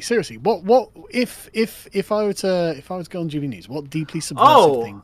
Bring back the Empire. There you go. That's not subversive enough, actually. That's not. Privatize the NHS. How about that? Yes, I could make that argument, but the thing is, sell the NHS to Donald Trump. And there is a good argument to be made there, right? Because France has got private medical, but it's paid for by the state, right? And so they pay a third of what we pay, and it's like fucking hell, man. It's actually unreal. And France has got the best medical coverage in Europe. Their healthcare system is the best in Europe, and it's like, right. So there's that. But again, that's not. It's not getting to the heart of the issue. Sell the NHS to France is what you're saying. Kind of, yeah. It would be run better. But there's got to be something that would be more cutting and deeper and like. I mean, I kind of would want to say that Britain is a colonized country. Sure. But wouldn't that be about immigration? Well, yeah, of course. But like, it's talking about like the effect of immigration, like it's the language, right? To say that Britain's colonized makes us like an indigenous native people who have been victimized by an imperial power, right? And that's the narrative that probably would get a lot of people rubbed in a particular way that would be make them very, very angry. Yeah. Very angry. Yeah. But I'm a bit worried that it might be too angry, right? No, I would say that knowing you, I doubt you would put it in such an incendiary fashion that it... I mean, you're going to have the people bedwetting as they always would. But part of the joy of it would be to use the left's language. Sure, I would want to use their deliberate language. You never know. It might be the fact if you make a good enough case, like an articulate enough case for your position, they might just say nothing. Well, I don't think that the host on GB News would be the problem. It'll be the reaction after it. No, I'm saying the reaction, they might, if you're articulate enough and on point enough, they might actually say nothing. Well, I don't think they'd ever say nothing. I think that it would be just my very presence there will be noteworthy, right? Because the Conservatives, of course, have disavowed me completely, and they disavow me again. So I'm not like I will definitely be of note if I went on. But if I said, look, Britain's basically being colonized, and in fact, I would like to say something like England is the last occupied country of the British Empire. Yeah, you could do that. It just so long as you can actually make the case. Oh, absolutely, I can make the case. And I think that would drive a lot of people kind of crazy, and I don't know what the result would be. And I'm a bit nervous because, like, okay, I think you're exaggerating the real. No, risk. I don't know, man. I'm genuinely worried about the Eye of Sauron here. The British establishment's connected to all of the companies. They regularly demand people be deplatformed. There are examples of British media personalities you've never heard of because they've been deplatformed fairly early in their careers because the British establishment was worried about them. So I am not under any illusions that these guys are and the Conservatives will do. Look at Nadine Dorris, be like, Jimmy Carr can't tell those jokes. We're going to put in legislation to make sure he can't tell jokes, and it's just like, it's just mad, it's mad, and so it's just like, I don't know, like the Conservatives would be no allies here, right? And they would be when Owen Jones or Ash Sarkar's like, deplatform that person, they'll do it for them. And so, just worth thinking about, isn't it? Yeah. On the hypothetical that I was invited on to GB News. Yeah, well, I assume that this is like a more sarcastic thing or a wink and nod sort of thing. Well, who knows? Yeah. Oh, who knows? Who knows what the future may hold? Yeah.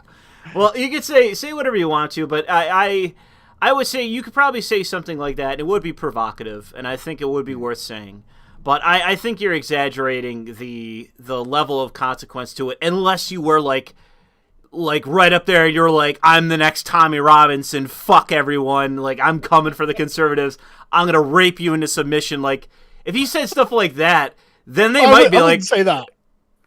Well, then they might actually, like, if you went on there and said, look out conservatives, I'm gonna start the next EDL, then you're gonna get a response where the establishment was gonna bury you.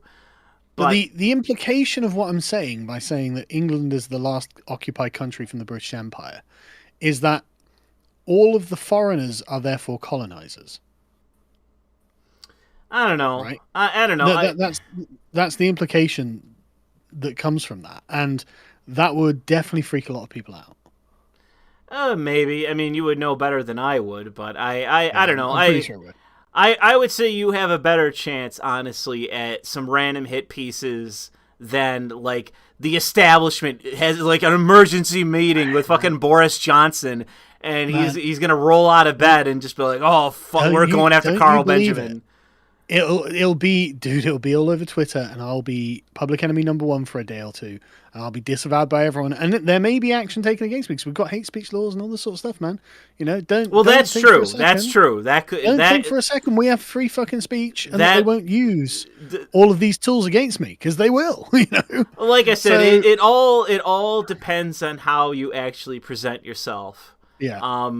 I would say that you're articulate enough to where I wouldn't be too worried, other than you might actually have the police literally stop by your house and check your thinking. Like, you might actually have that happen. Exactly. We literally have these things happen. So I'm a bit worried. So chat, post in the comments after the stream, give me some ideas that if I was hypothetically go on GB News, what I could say. Yeah, sure. Might be pushing, challenging, pushing the Overton window across without getting myself sent to jail. I would say that my company destroyed. If you want basically, like, the entire political world of the UK to split in half based on you being on GB News, just go on GB News and say the power word. Do that, then that'll happen. Then you will go to prison. That won't work. No, that won't work, right? That won't work because I'll just be dismissed as a vulgar crank, right? They'd just be like, oh, look at this. Why even bother with that guy? Blah, well, blah, blah. They would be saying that after you go to prison. No. Well, yeah, they'd be saying that after I went to prison, obviously, because I would go to prison. Yes. But the point is, it wouldn't work. It wouldn't do anything effective, right? It'd just make me look bad, and people who like me would want to disassociate with me, right? Yeah. So, okay, I don't want The Rock disavowing me on Twitter. I won't disassociate with you, Sargon. I know you won't. Look, the second that people are like, hey, so this Louis Le Vau guy, I'd be like, disavow. Yeah. No, I disavowed him years ago. Yeah, it's true. It's true. That's all right. I didn't take it personally. I was like, I understand. Be thrown under the bus, mate. I'm sorry. So what people in the chat, like, you just need to say that your pronouns are the N-word. But no, I definitely wouldn't do something like that. But like, it's got to be, as you say, right? Like, articulately presented, but kind of irrefutable, and also really wildly damaging to their narratives. Like, if I were to go on GB News, that's what I'd be aiming for as the sort of ideal. So if you guys have got any ideas, let me know.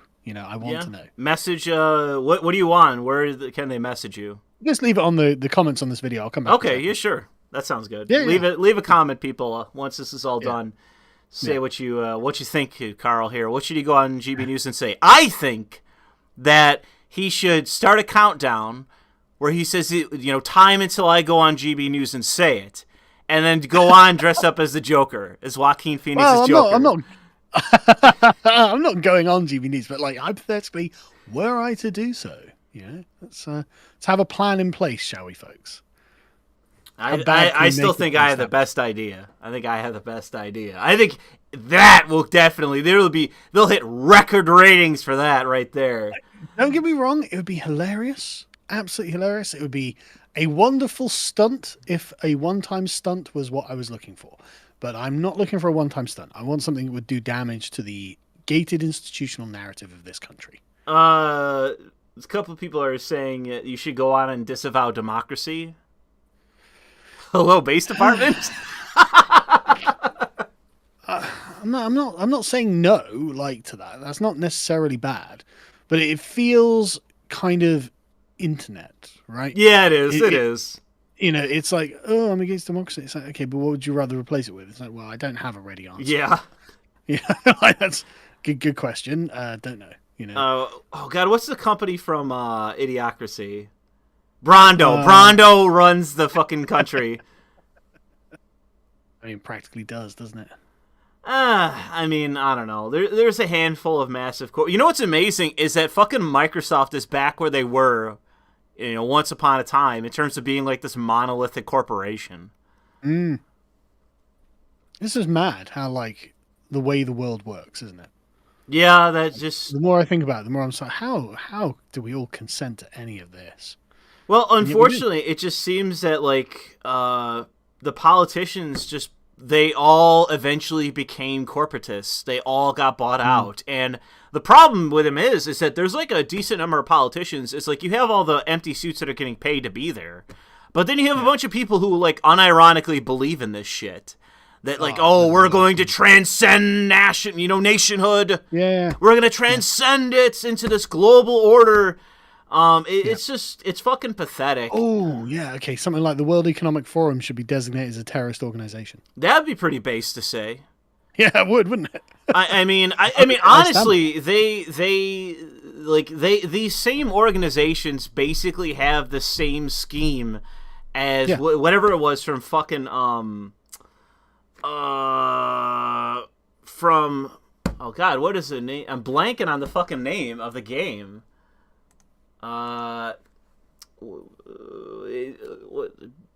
Unfortunately, I just blanked on it so badly. I can't help you then. Yeah, it's a Weave game, and I brought it up the last stream that we had. Oh God, what is it? Oh man, I forget the name. I wish I could remember it. I'd have to look it up on Steam to remember it. Somebody in the chat shouted out. Whatever the game is, where it's about time travel. The CERN is the organization that invents time travel or uses time travel to basically depopulate the Earth so that they can have total control over the world's population. Like that is unironically what the World Economic Forum wants to do. Like that is what they want to do. What the viewers of GB News think they're doing. Well, it is. I mean, it's not even like a conspiracy anymore. Like they literally want to depopulate the Earth so that it is something that they can manage. They want that. I know. Steins Gate. Thank you, Chad. It's Steins Gate. That CERN uses time travel to basically set up so that they can create this massive world. Like they basically trigger the apocalypse so that they can take over and manage what is left of Earth. Yeah, I mean, I'm pretty much on board with that conspiracy theory. Yeah, and in all honesty, like, the World Economic Forum, like, but the thing is that, like, I just don't understand how you could ever buy into that notion of we're going to create a worldwide government, or what is the equivalent of a government, to manage the world, and in order for us to do that, we're basically going to drag the entire world down. So that way it's easier to manage. It's like, why is that a good thing? Why would anyone want to do that? Well, you've got to understand, it's the managerial worldview, right? Like when you're a scientific managerial corpo, you see everything in the realm of numbers on a spreadsheet. And so you think, right, okay, well, if I'm just given enough power, I can make all of these numbers total up as they should, and therefore more. And it's systemic thinking. It's literally, I'm going to organize systems. And so everything is a system. The entire world's a system. And so why wouldn't you want control of everything? Yeah. I guess so. I just, I just don't understand how that, like, I could understand, like, if you look at, a variety of any kind of fiction that is based around totalitarian control, that one of the easiest, totalitarian systems to see come into power that I can recognize and understand is basically a combination of the police state and the security state. They merge and it becomes one massive police state that is absolutely totalitarian, by which that it wants to observe and oversee everything to prevent disorder. That is ultimately the greatest sin that it's attempting to prevent is disorder. And it's like, I've seen people make arguments based around like mass surveillance. Like, I am against mass surveillance for these reasons. And it's sorry, go on.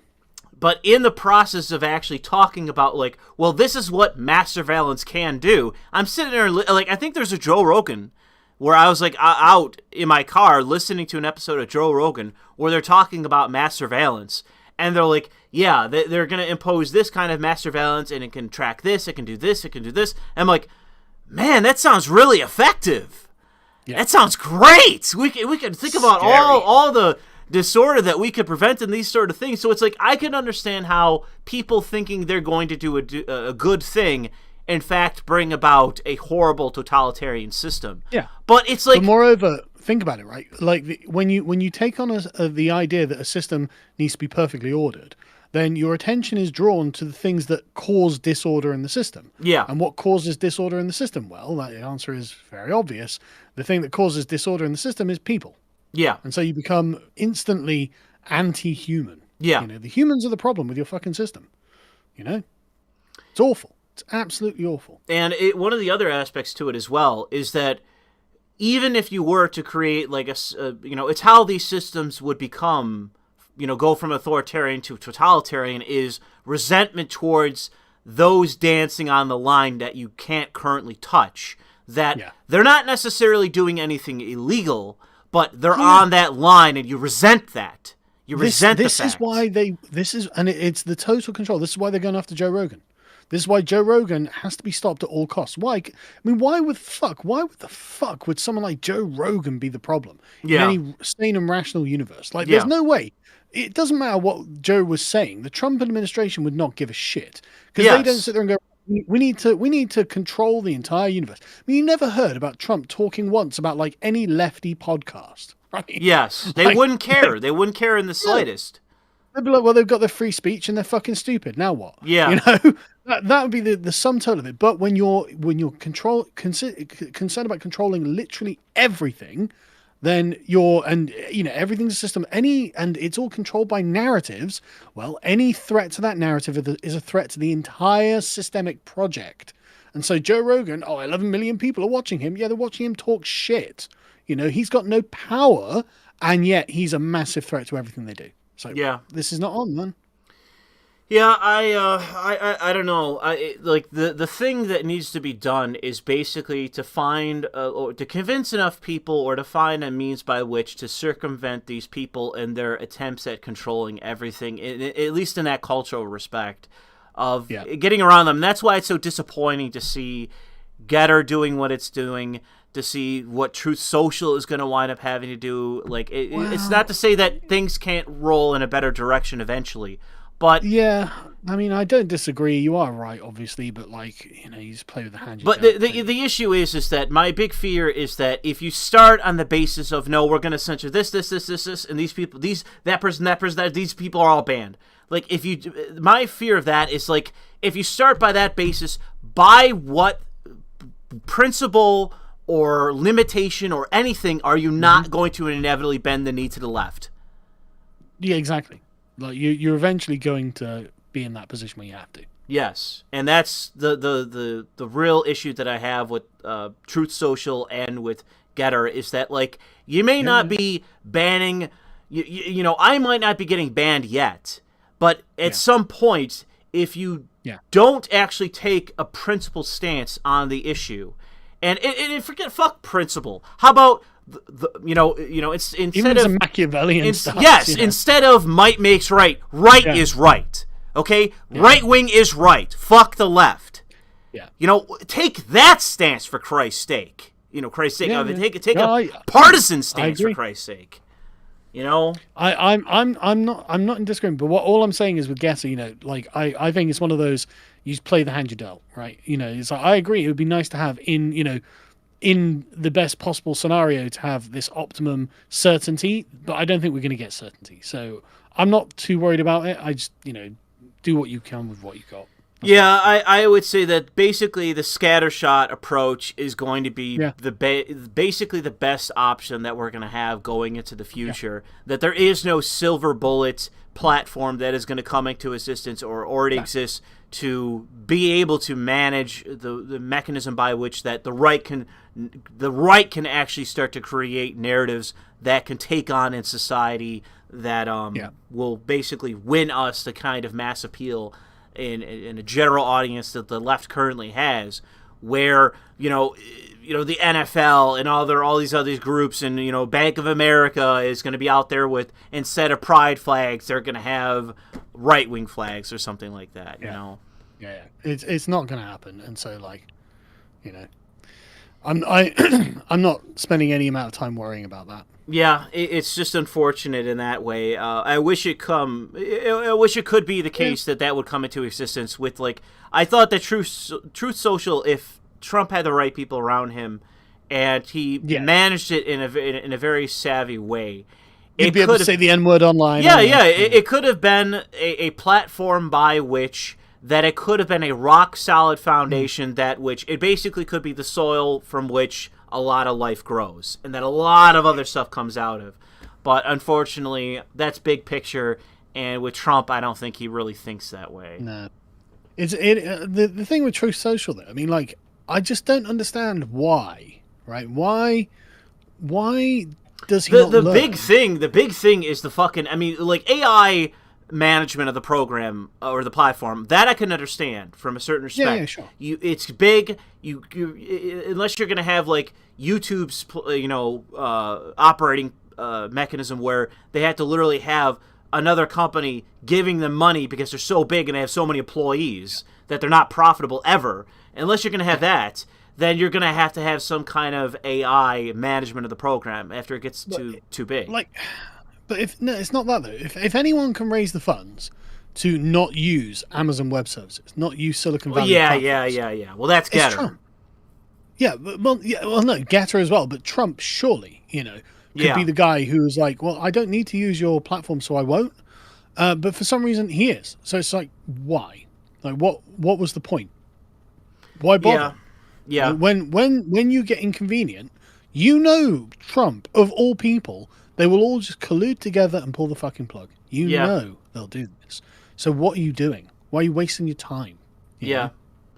I just don't get it. And as well, the thing that is unforgivable for Trump's platform is the hate speech policy. It's like, are you fucking kidding me? Are you fucking kidding me, bro? Like, come on. Even if you like, let's say you have to have something that is basically the technical equivalent, okay?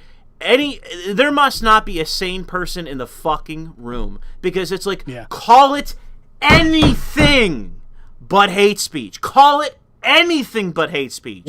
Because in doing that, you just conceded the entire left wing's arguments. Yep. That there is speech that is not protected by the First Amendment. It's okay, no. What the fuck are you doing? Doing? Call it like unlawful incitement. That's your code word.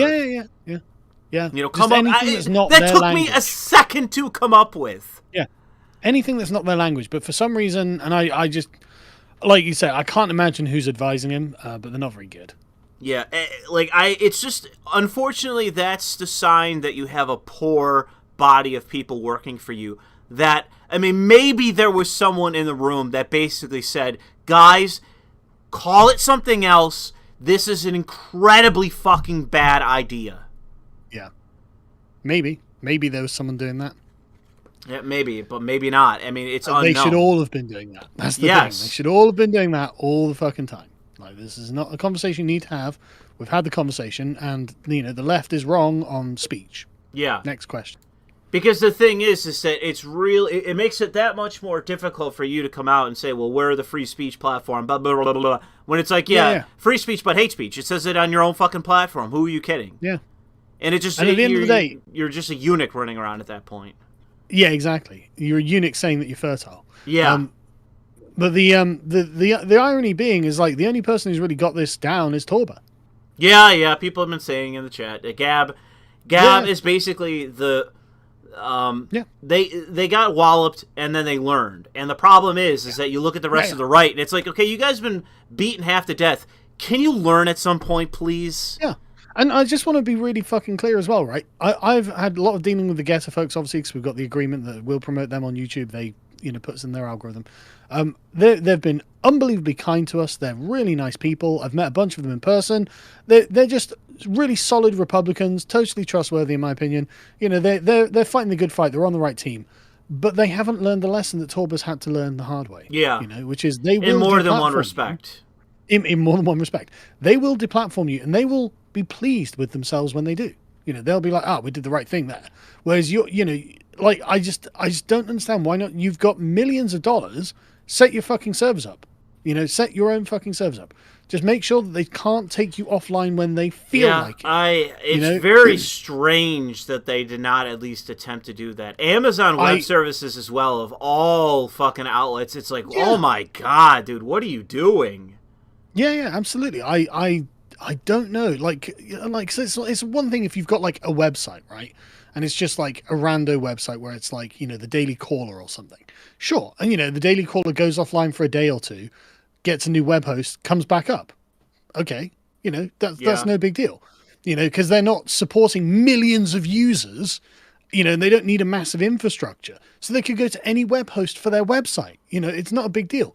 But for some fucking reason, when you've got a social media platform, it's not the same at all. And so you need to have really thought about the back end. And everyone's like, you just use Amazon and we'll just have hate speech. It's like, yeah, but Trump didn't say anything wrong. Like, he didn't encourage people to invade the Capitol or anything like that. And they all just agreed to a conspiracy of silence on that issue and just deplatformed him because it was convenient. And you all know that's what happened. So what are you doing? Like, why do you think you'll be treated any differently? Yeah. Well, all I can say is that, it would be nice if in a different life that I was semi-tech literate. Because I would simply try to set up, like, a variety of things that can be done online, like a right-wing fundraiser, a right-wing server host. Torba's actually doing all of this. He's doing a payment processor at the moment. Yeah. And I tell you what, I hope it fucking works. I hope he gets off the ground. That'll be and it could make him a very wealthy man. Oh, yeah, yeah. Depending on the percentages and whatnot. And basically, if he basically had like a right-wing PayPal that could take off. That's what he's aiming for. That's what he's aiming for. That could be unbelievably fucking profitable for him. Yeah, exactly. And it's and God, I hope he ends up as an Elon Musk style billionaire by the end of it, to be honest. Because Elon Musk was involved in setting up PayPal. I hope he ends up like that, because God, I would love for a, Christian culture warrior who's got the genuine fire in his belly to really win big. Yeah. So, he gets the threat of the left, in a way that many other people don't, because they haven't been on the harsh receiving end. And whereas Trump has, he should get it.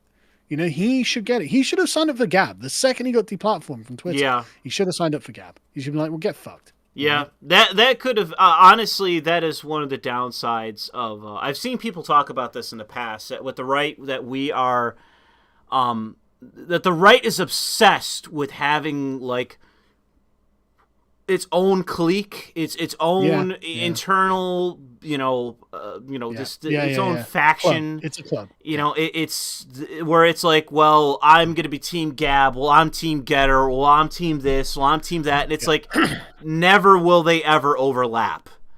Yeah. And it really is bad. And I don't know why it's like that. Because look at the left. There is no such division in the left. No. They promote each other all the time. Like, look at the way that the left-wing YouTubers were presented by the media.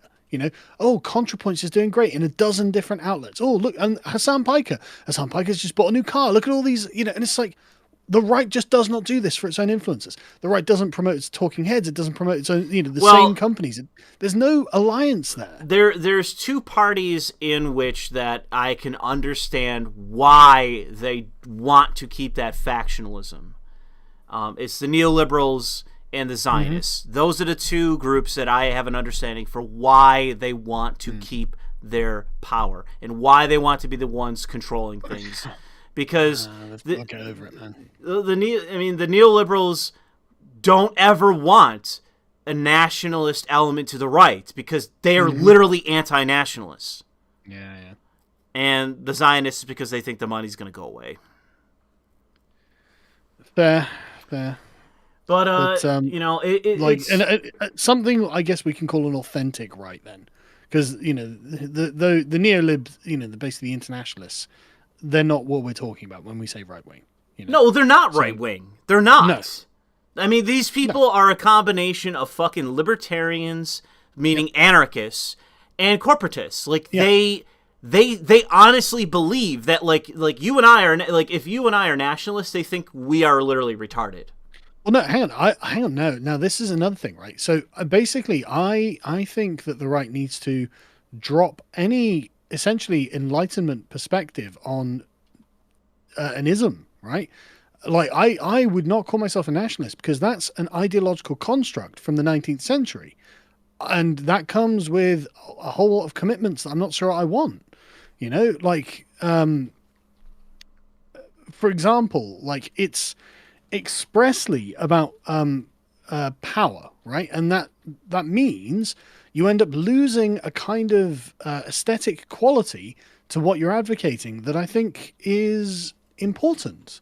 Like a nationalist could say, well, okay, I'm an American nationalist. Okay, well, now America is filled with Chinese immigrants. Like there's 1 million, 10 million, 50 million. So eventually in 100 years' time, it's all Chinese. Is that America? Well, an American nationalist would be forced to say yes. But like an not necessarily. Sorry? Not necessarily. Well, no. Well, that's the thing. An aesthetic conservative would say no. That's not. America had a particular aesthetic to it, and it's not that. Now it's a colony of China, and so I'm not down with calling myself a nationalist, really. Well, I mean, if you want to call yourself a conservative, then, in that sort of true sense, patriotic conservative, I think, would be a perfectly adequate label that would encapsulate the sort of thing that I'm looking for, like basically a Tucker Carlson style conservative, right? Yeah, I understand what you mean by that, but I would say that I would say that maybe perhaps then you and I would have a different vision for the means, but also the ends. Well, I don't know. I don't think the ends would look so terribly different. Maybe the means would look different. Maybe, I don't know. I would have to disagree on the ends. That I do think they would be what different. What ends are you looking for? Basically, oh god, what's the name of the city? Columbia in BioShock Infinite. I haven't played it. Oh, shut. God, I know. I've had 1 million people tell me I need to fucking play BioShock Infinite. I've never found the time. Well, in any case, it's basically the nativists after the Civil War are like, fuck this shit, we're going to create our own city, and it's in the sky. But it's... See, I look at it like, we're going to create our own sort of civilization, and it's in my back garden. You know what I mean?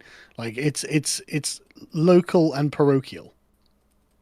Well, I would say that I understand what your basic ultimate ideal, I guess, or there's probably a better word for it, is wholesomeness. That it's that is the overall design that you're going for.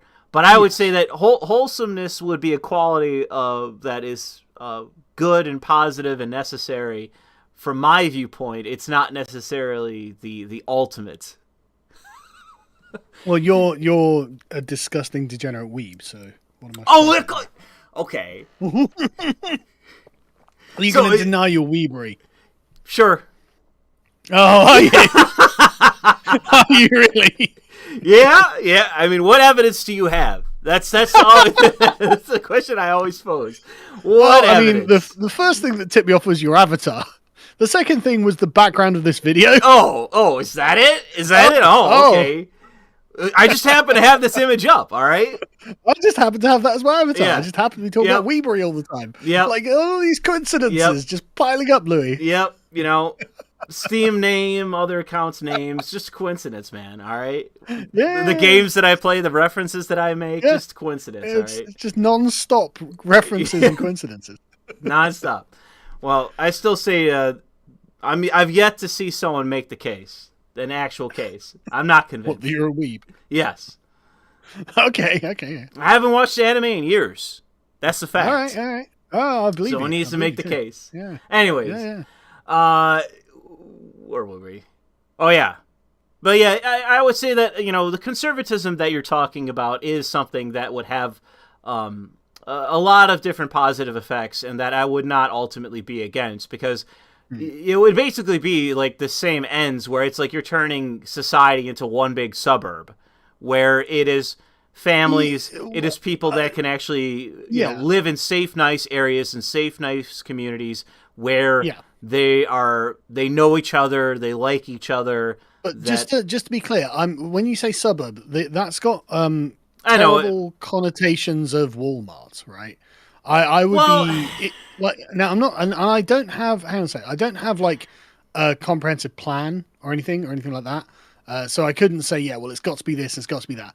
But the general thrust of what I would be aiming for would be to not have goods made internationally, like with the Chinese. Like, I mean, I'm not saying end of trade or anything like that, but like the preference would be for local manufacturing.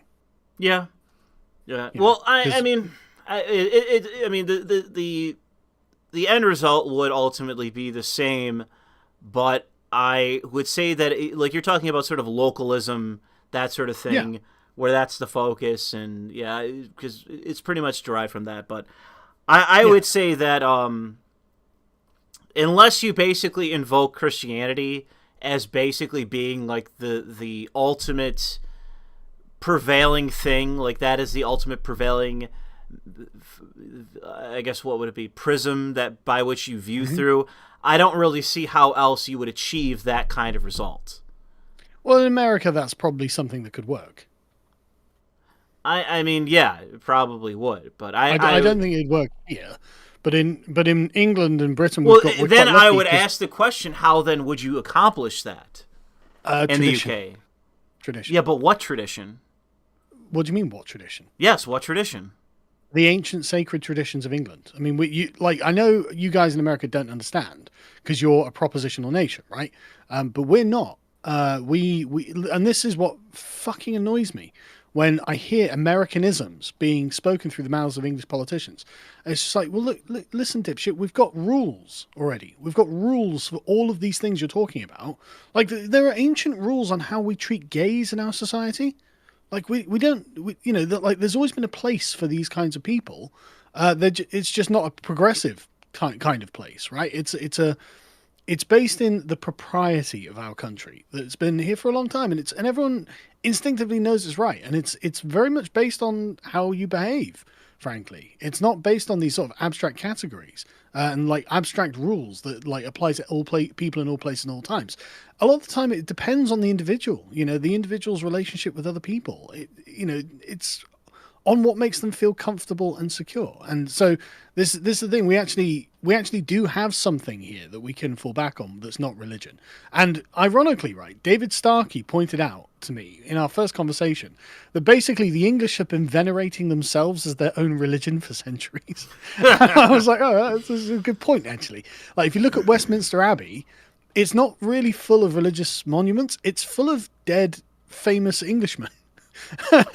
who did great service to the country. I don't know. The thing would be, how do you then turn around society from accepting the ripping down of those monuments to venerating them?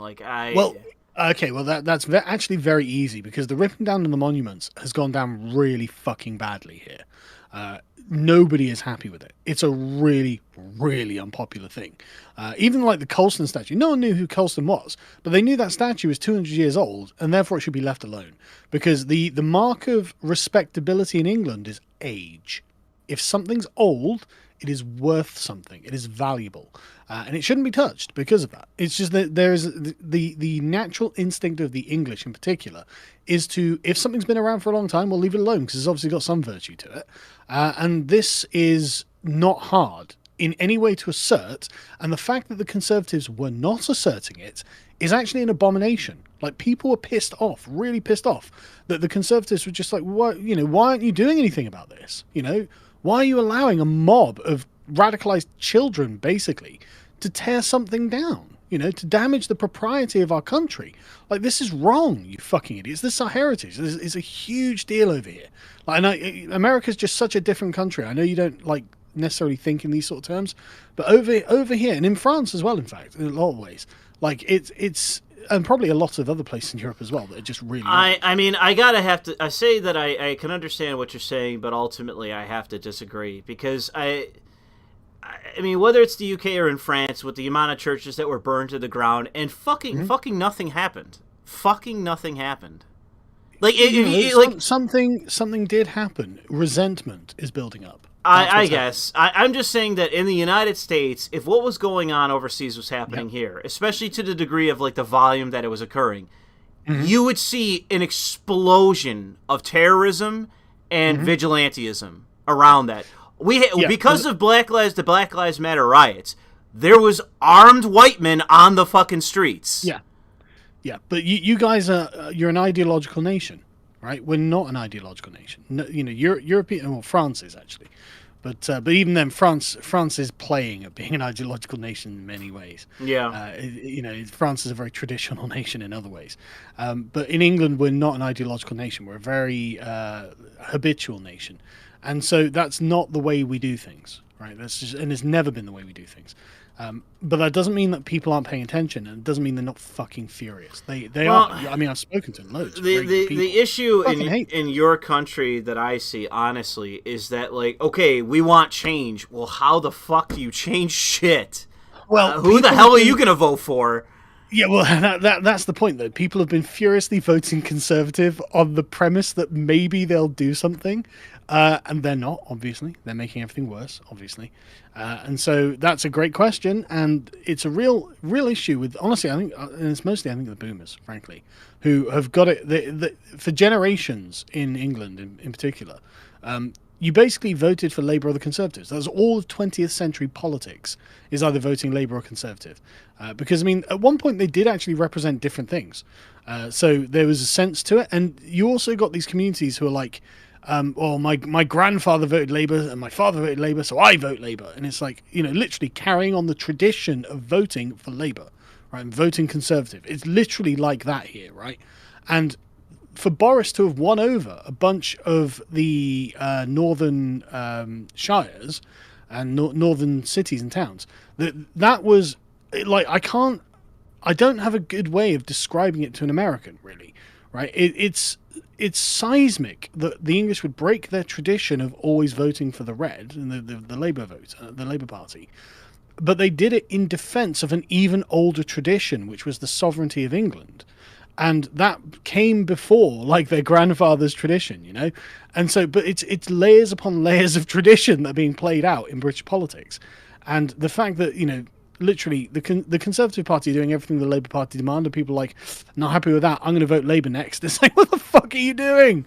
But, we're still trapped in that cycle. And I blame the boomers, frankly. Well, I would say that the first thing that ought to be done at the moment is I know that they don't really have, I mean, it is the eunuch party, so it's unlikely to happen. Boris Johnson needs to fucking go. He needs to fucking go. Okay, we're trapped in a real Hobbes' choice here. Okay, let's say he goes. Who replaces him?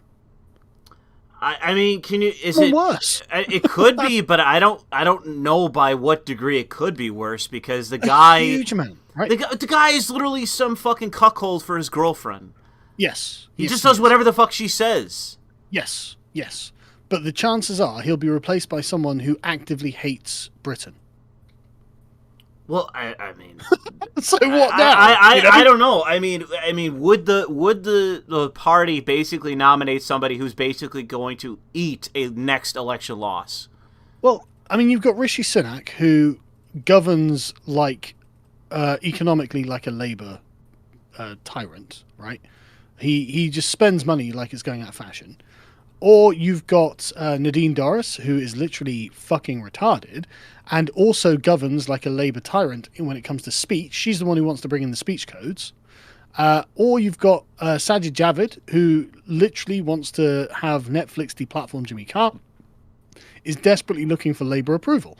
So it's like, okay, well, look, no, we literally have no good options.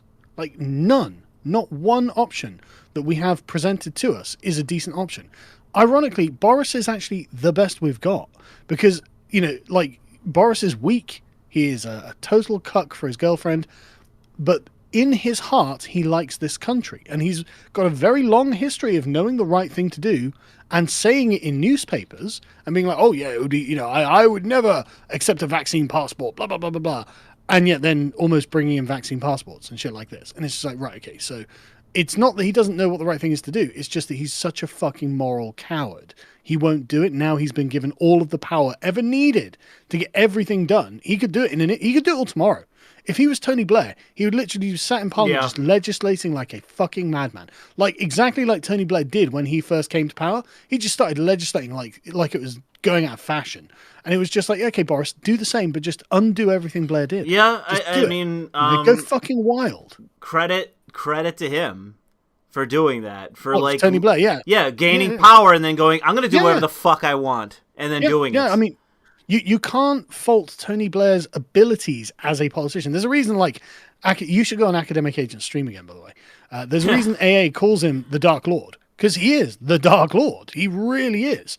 Like, he is incredibly good as a politician, which is terrifying because we're his enemies. That's not what I want in my opposition. I want incompetence, thank you. But no, we've got incompetence on our side. And so it's like, right, everyone, Boris is crap, he needs to go. I don't actually want him to go. I hate to say it. Like, it's terrible. It's absolutely terrible, but I really don't want him to go. Well, the fact is that he is stupid enough to have done what he has done that eventually he's going to get shanked no matter what you think, and he's going to be gone. Eventually. Yeah, absolutely. That's exactly a guy like that, especially in terms of politics, if you are such a fucking weak pussy that you are unable to steer your way out of the fucking rut of you having parties during COVID. I know. It spreads the idea that you are weak, because you are. And eventually someone's going to say, you know what, I should be in that position. And then 10 people are going to say, I should be in that position. And then you're going to get fucking shanked. And you're going to be gone there are people in the chat being like, what about Jacob Rees-Mogg? It's like, no. Someone actually, I'm gonna show the comment. Rees-Mogg seems more and more like bitch McConnell. Yeah, exactly. He honestly, Jacob Rees-Mogg is a profound disappointment as well. Like career politician before anything else. And it's like, fuck's sake, man. Like, we just do not have... Like, Aiden, I wish Rees-Mogg was the based conservative you're thinking of, but he's not. He's really not. And I'm sorry, it sucks. Like, we are out of fucking options in this country. It's terrible. Yeah, I was going to say, in Britain, you guys seem to be in a very worse position compared to us. Yeah. It seems like, at least in the United States, for all the problems we have when it comes to the right wing, there does seem to be options for us in the future for more than just, like, the head of state. It is, like, a variety of people in Congress and... You've got politicians I wish we fucking had, right? Who's Madison Cawthorn? Is that the chap in the wheelchair? Yeah. I fucking love this guy's rhetoric. Like, I started following him on Gettr. It's just this takes he comes out with. I'm like, Christ, that's a take I want to hear. Like he ruthless. You've got people who understand. No, the left are evil, and they've got to stop. They've got to be stopped. And you've got a fighting spirit in your right wing, and the Republicans in America. We just don't have that. There's our conservatives don't know what it is that they should be doing. They don't know. They just have no idea. And so it's just like, oh well, I mean, Keir Starmer has come out and demanded we do this. Well, I guess we'll find a way of doing it. Then it's like, why? Why do you listen to your opposition? They like, Yeah. join the Labour Well, Party if that that's what is you feel. that is a very serious sign of like achieving power for the sake of it, and then not knowing Yeah. at all what the fuck to do. It is Totally. so pathetic. Totally. It's embarrassing. And the thing is, like, I don't know why they don't know that Labour don't respect that, right? The Labour Party would respect the Conservatives. Like, you can hear them, and in fact, Yes. Scruton made a great point about this in one of his books, where he was saying how when he was in university or whatever, and Margaret Thatcher came to power, the leftists were rejoicing. They were thrilled. They were like, oh, finally an enemy, a worthy enemy, who's going to take the fight to us, and we'll lose, and we'll get to play the heroic, noble, Underdog. lefty, compassionate. We're going to lose, and we're okay with losing. We just want it to be a good fight on the way. That's basically what like the leftists he knew in his university were saying, and you can feel that in Owen Jones and Ash Sarkar, right? When they're talking about how evil the Conservatives are, you can tell they're like, oh God, we just wish they were oppressing the minorities a bit. So our rhetoric about them oppressing the minorities would make some fucking sense. Because at the moment they just sound like gibbering idiots. Yeah. Like, oh, the Conservatives are oppressing minorities. Like, what? How? What are you talking about? They're giving the minorities all the privileges they could ever want. How could you say they're oppressing them? And so the rhetoric is empty and pathetic, and they're longing for a genuinely conservative government that they can rail against and hold to account, rather than one that does everything they say. They're longing for it. It's embarrassing. Yeah, I would say that the American left is like the people that are actual true believers and not the bullshitters. That they want that too, so that they can feel like they're standing up, like they're the anarchists on the street, putting graffiti on the wall about standing up to the man. They want to have that image. Republicans. They want that, and that's what they managed to convince themselves Trump was. And he wasn't, obviously. No, he wasn't. I mean, it would have been nice. Trump Ave Trump. That's all I'm gonna say. I'm waiting for the day. No, but the thing is, right? I know that Trump was the right guy in the wrong circumstances, right?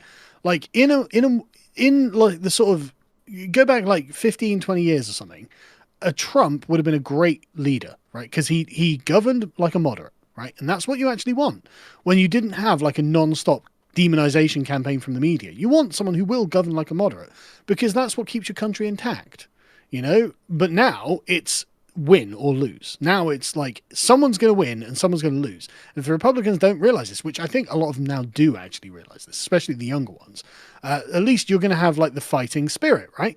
But our Conservatives don't understand that at all. At fucking all. And it's embarrassing. Yeah, I don't really know. I can't really offer a solution that would actually be. I mean, it's the unfortunate path of like the UKIP party falling apart, or UKIP rather falling apart, and that there's not really any real option anymore for how to get the conservatives to actually be conservative. Like, there's not really much that can be done outside of eventually the next election comes. Labor somehow manages to win more seats or win just generally. Well, they could. Currently, the Conservatives. Let me just get the polling thing just to give you the accurate latest numbers from the latest polls. But it's really fucking bad. It's this Partygate thing. So the Conservatives have done nothing of any use, and the Labour Party are just like me. So the Conservatives are currently polling at 32%. The Labour Party are currently polling at 42%. And like Reform UK, which is like a UKIP alternative, are at 4%. Yeah, it's just amazing with the Conservatives that, like, at least you could even say this for the Republicans. It's like, if they get the idea, it's like, okay, guys, we're about to get stomped. We're losing. With the Republicans, they'll usually try to come up with something. But the Conservatives in the UK, they don't seem to do anything. It's like, we're about to lose. What should we do? Like, maybe we should ban Jimmy Carr? Yeah. Like, that's what the Labour Party's upset about today. Maybe we should do that. It's like, are you fucking serious? What the fuck's wrong with you?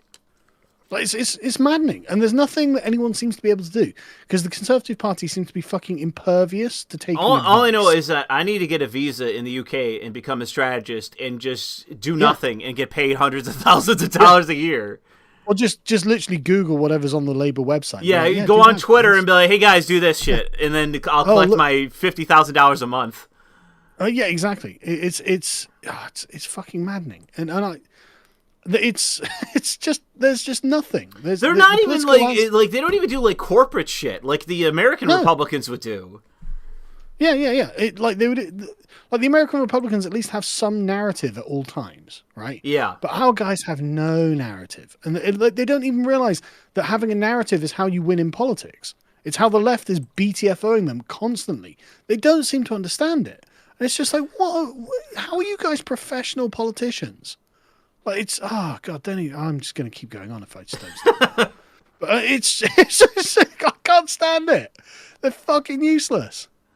Yeah, I don't know. Maybe it's just here. I'll give the conspiracy, the positive conspiracy. What they are actually libertarians who are like, no, good government is when government does nothing.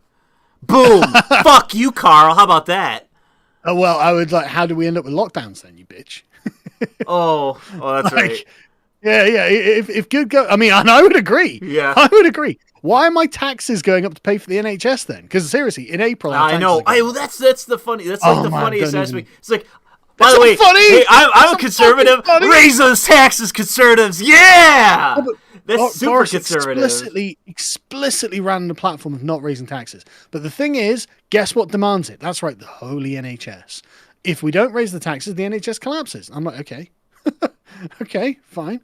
But no, they're like, well, we can't let that happen. We've got to raise that. No, It's just this is what I love is that it's just like it's not even like you don't even have the argument. It's like, okay, if you don't raise taxes to further fund the NHS, it doesn't collapse. It just reduces fucking services. Yes. Like, it's gonna collapse. It's gonna collapse. What is it? What is it? A mortgage-backed CDO or some shit? Like, what is it? The stock market? And the doctor's not going to turn up for work. And the thing is, right, the worst thing is, the NHS has literally got hundreds of millions of pounds tied up in quote-unquote diversity programs. Yes. So, okay, Conservatives, cut every single fucking one of them today. I just wish... And you should have done it yesterday, and if you can't do it today, do it tomorrow. You know? Like, do it the second. And the left will, oh my God, I can't believe you're cutting your diversity. And you just say, money. It's costing loads of fucking money. Tough. That's the end of it. Tough. And if you want them, I guess you can crowdfund them maybe, voluntary donations or something like that. I don't give a shit. But like, well, I do. You obviously don't. But the point is, you just say to them, look, we just can't afford it. It's going. Deal with it. Cry.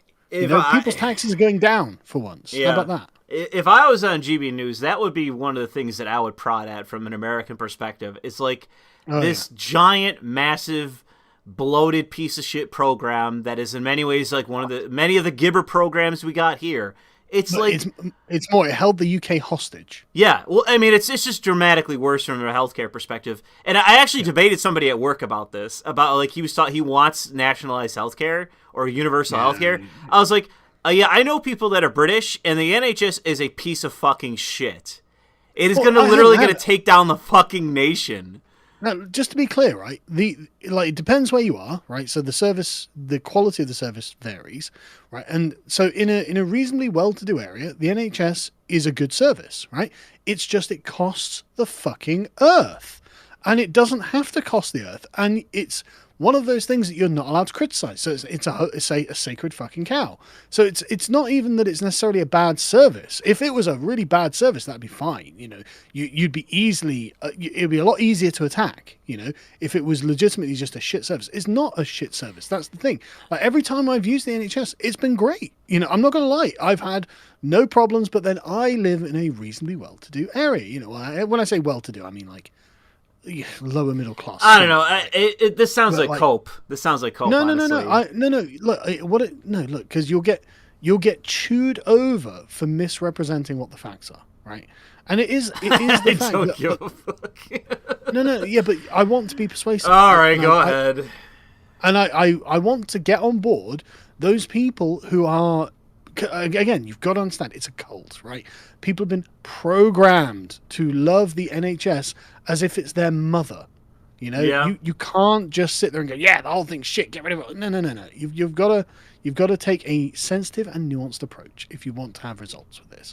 Trust me, I know what the Brits are like when it comes to the NHS. I gotta agree with the chatter just saying cope.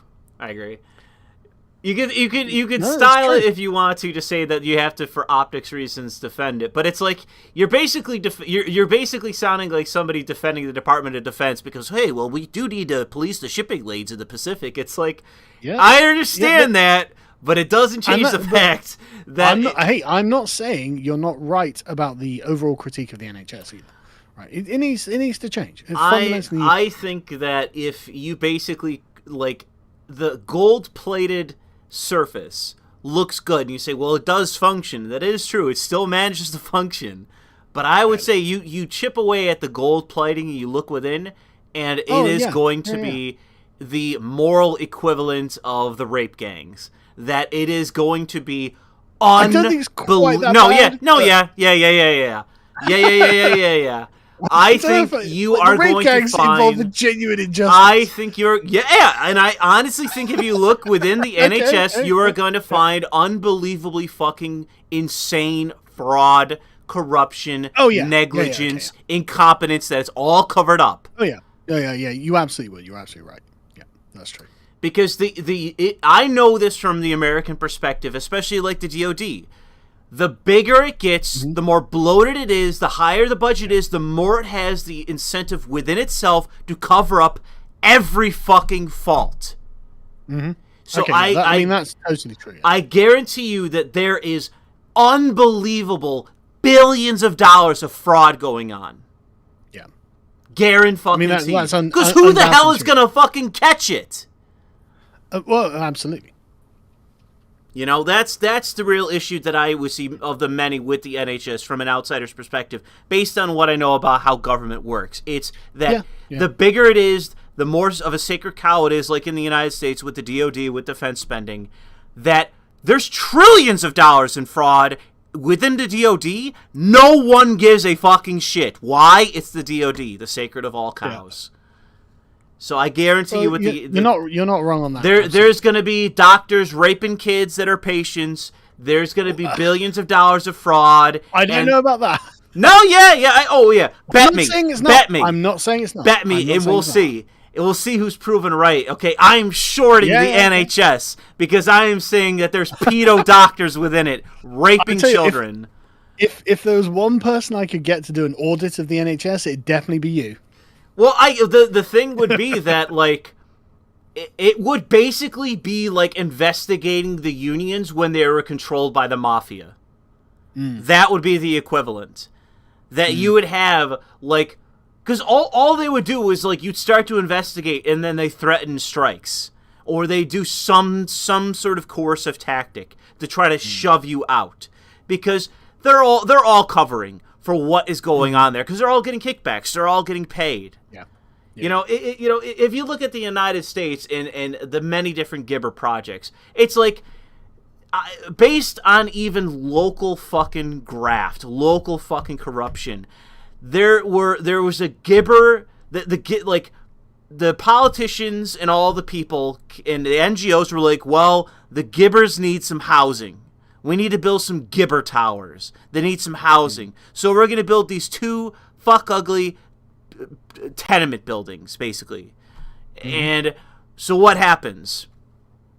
The local mayor, the local legislature, and probably some upper apparatchiks within the state, contract a construction contractor to build these 2 Gettr towers. And what happens? They severely overprice each apartment. So that way, once it's built, everyone's getting kickbacks all the way down. Everyone's getting, like, that's the difference. The profit that's made for overpricing the apartments, that's the profit that is made for everyone involved. Yeah. And I'm not saying that's not happening. But the thing is, if that can happen in some shitty area like it is in my community, if that can happen with just 2 Gettr tower blocks, what do you think's happening with a $1 trillion organization? Have you seen? There's a Twitter account called Days of NHS Spending. Yeah. I think you brought it up before, where it's Yeah, just some ungodly amount of money. it's just I just I know I hate reading it actually, but it's one of those things that's just addictive because you just look at it and think, how have we got this much money and how have we got this much spent? Well, Like you the don't. NHS You're apparently borrowing spends it. £3 million every 12 minutes. I Three don't million know. pounds. I would say if I was the NHS, I would be Right, all listen, in favor of diversity because it is literally is like doubling your fucking budget every year. listen to this, right? The NHS spends the entire yearly budget of the Chinese military once every 10.5 months. Yeah. Chinese military is the largest organization on earth. Yeah. Like, and like not even a year's worth of NHS spending. How the fuck has it come to this? Well, I mean, I would say that is basically the consequence of coming up with these Gettr programs. Like the only equivalent that I can think of in the American context would be Social Security.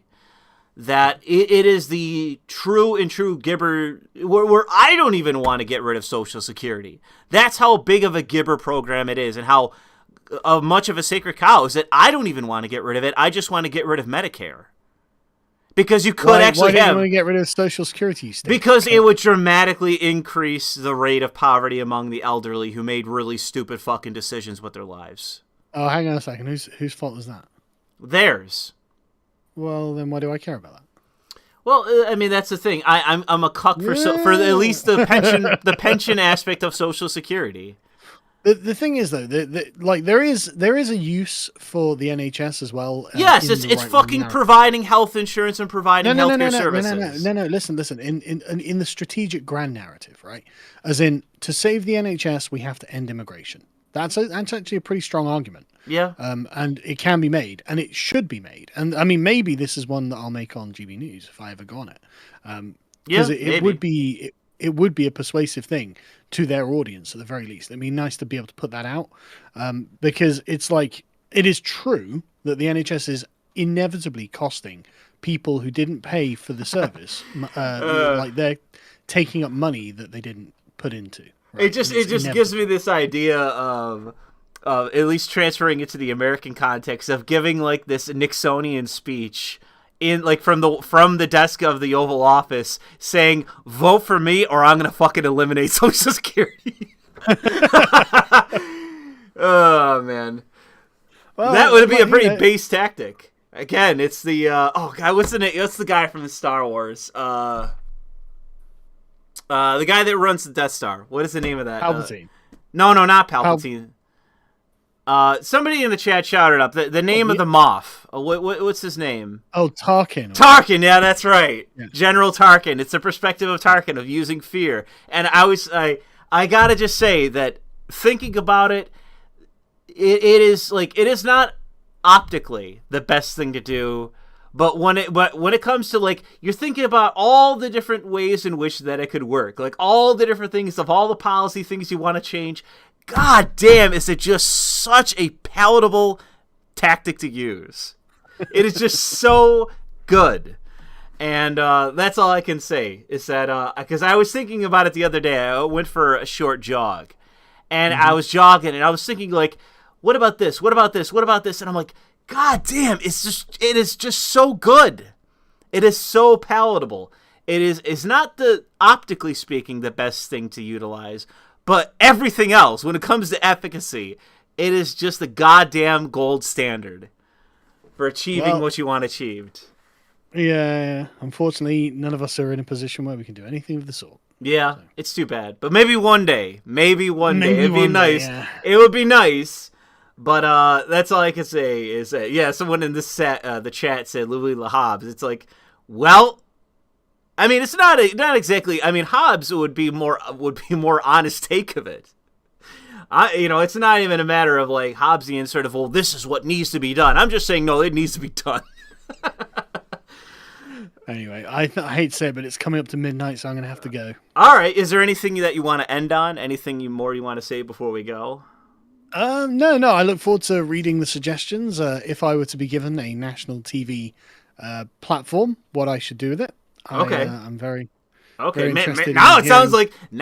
like you might be getting a show on GB Oh no, God News. no, God no. But were it to ever happen that I was in that position, what would be the most effective form of mimetic warfare is what I'd like to know. Yeah.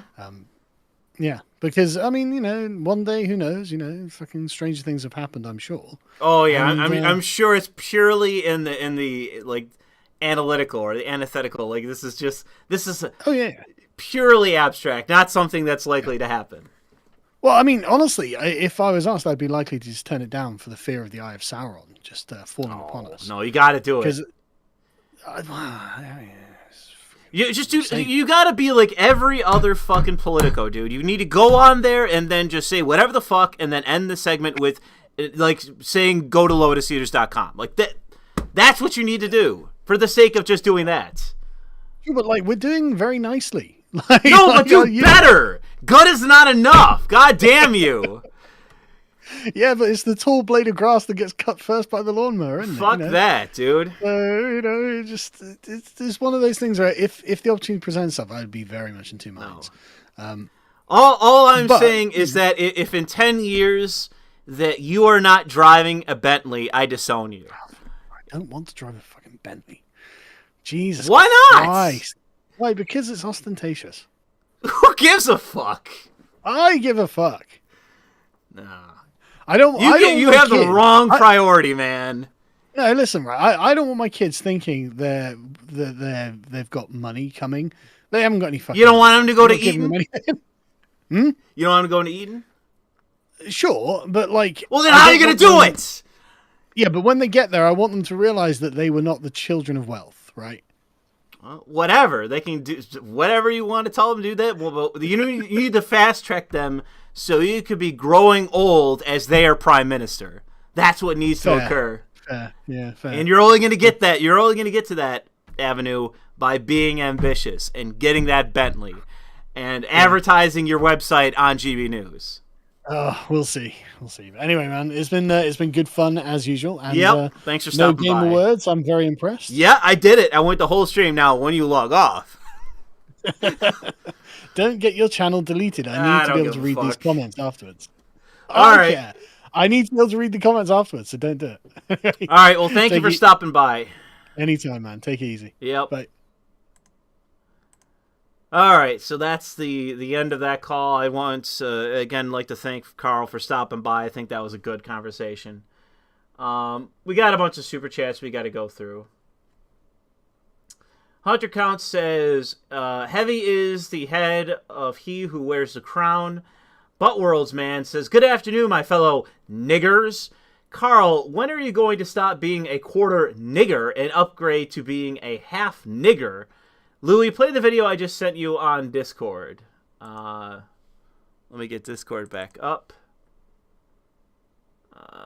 Where is this? Hopefully this isn't too long. Without further interruption, let's celebrate and suck some dick. I don't know if anyone could hear that. Let's see here. Get rid of this. Where the fuck was I? Okay, here we go. Guest says, "I'm waiting for this Ukraine crap to kick off and some boomer to get in my face about serving my country." I don't think it's going to happen. I think that's all talk. I don't think anything's going to happen. King Spectre says for 650, happy to hear from Carl and the pastor yet again. You guys have some great back and forth. And Carl, I'm really enjoying all the newer guys on Lois Eaters. Harry and Thomas were great finds, and John is a delight. I'll send this to Carl. If it'll allow me.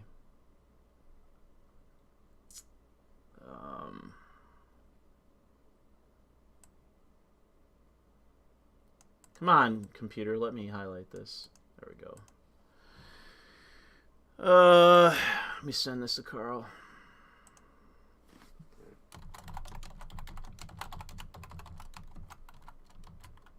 Oh shit, didn't copy it. Fuck. Sorry. I gotta figure this out. Why won't it let me copy?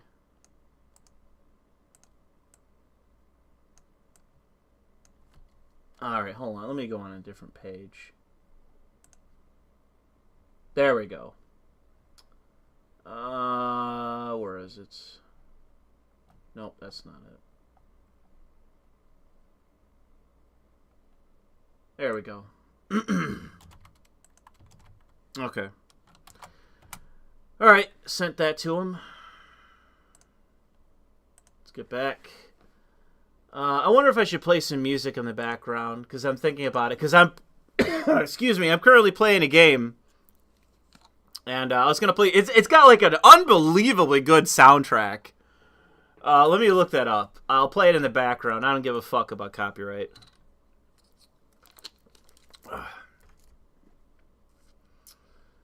There it is. Let me get that up. Okay, let me turn down the volume. It might be too loud. And see if people can figure out what this game is, because I don't really know how niche it is. So let's get this in. There we go. Let's put this on in the background. Oh, it's actually still kind of loud. Let me turn it down a little bit more. There we go. That's better. Raise a little bit more. Alright, there we go. Get back to the donations. Let's see. Carl is from Kendrick. Now that England is lifting its restrictions, when are you coming to the United States? Waiting to see you make the rounds on all American podcasts. Yeah, I'd like to see that too. I don't know, because the restrictions are still partially in place, I can tell you that. Even though there's an injunction, I think, on the American side and the foreign side, so I'm not really sure. Let's see here. Rogue Crusader says, if we roll back the American Empire by giving Puerto Ricans independence and giving Hawaii back to the Polynesians, should we also sell California back to the Mexicans? Nah, I think we can settle for just Puerto Rico. Let's see here. Zontar says, Carl, given how positive you and the Lotus Boys are towards Musk, you should have one of your minions check out Common Sense Skeptic. Musk isn't just a fraud unworthy of respect. He's legitimately a moron dimmer than even Dev. Damn, that's harsh. I'll send this to him. Let me see. I'll send it to him.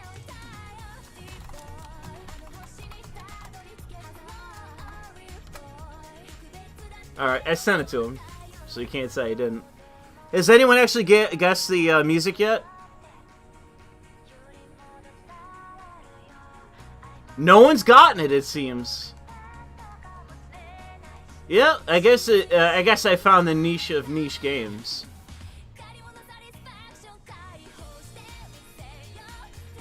Let's see here.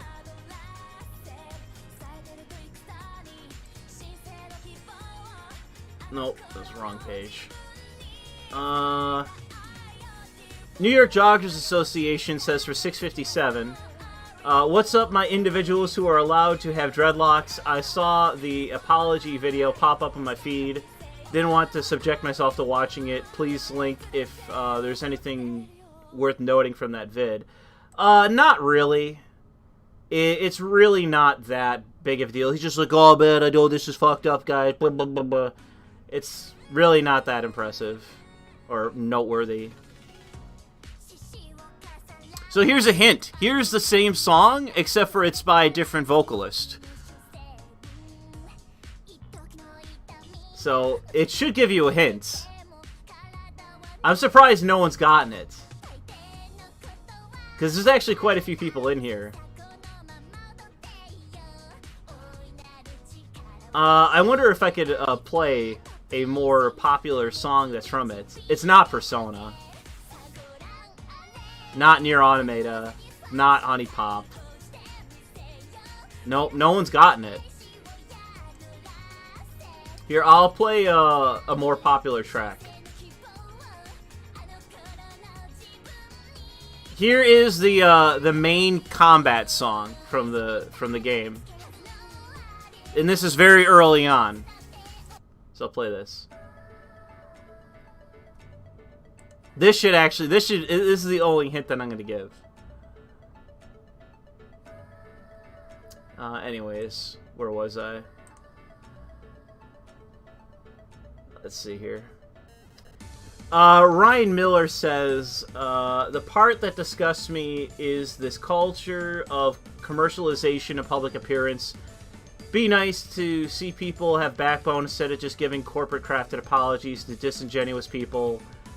These people looking good, these days looking good has a bigger value than having resolve. Yeah.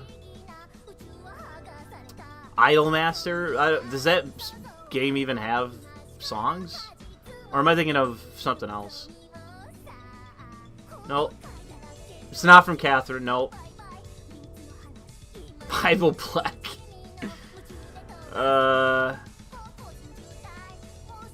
Nope. No one's gotten it so far. I'm surprised. I guess I don't have any weeb viewers. Any true weebs. Anyways, so yeah, I agree there, Ryan. Diddly Doodler says, I don't know, look up The Rock speaking Chinese. He might be a shoo-in with the lingual chops. He's got a video link. I don't need to see him speaking fucking Chinese.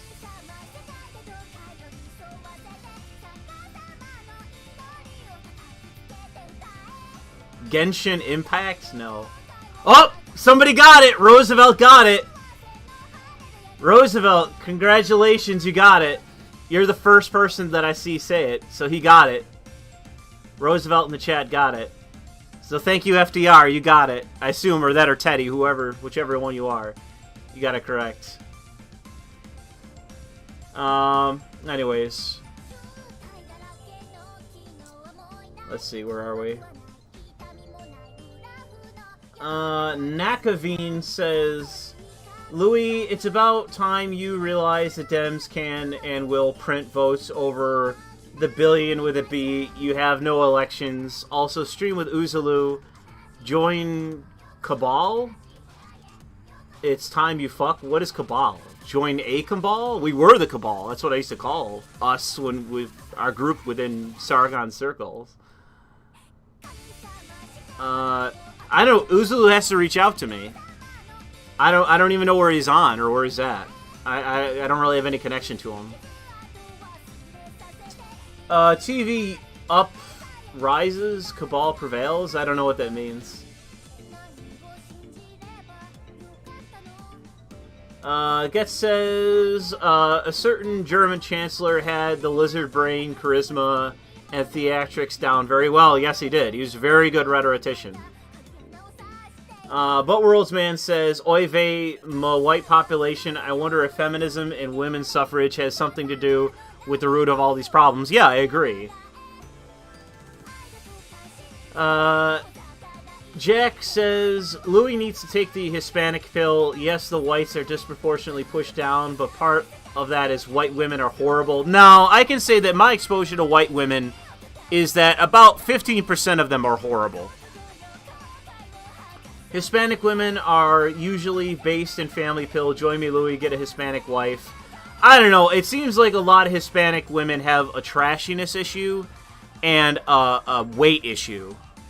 So I'm not speaking generally, but just based on my own experience, you know, learn some fucking English, B, cut down on your calories, and C, whatever the other issue I was speaking to was. Let's see. That track just ended. Let's put up this one. Yeah, this is one of the earliest combat songs in the game. The vocalist in this game that, what's the name of the role? Regret. The vocalist for singing for her is fucking insane. It's like really strong vocals. Like straight up like, what would it be? Like punk vocalist is crazy. Anyways.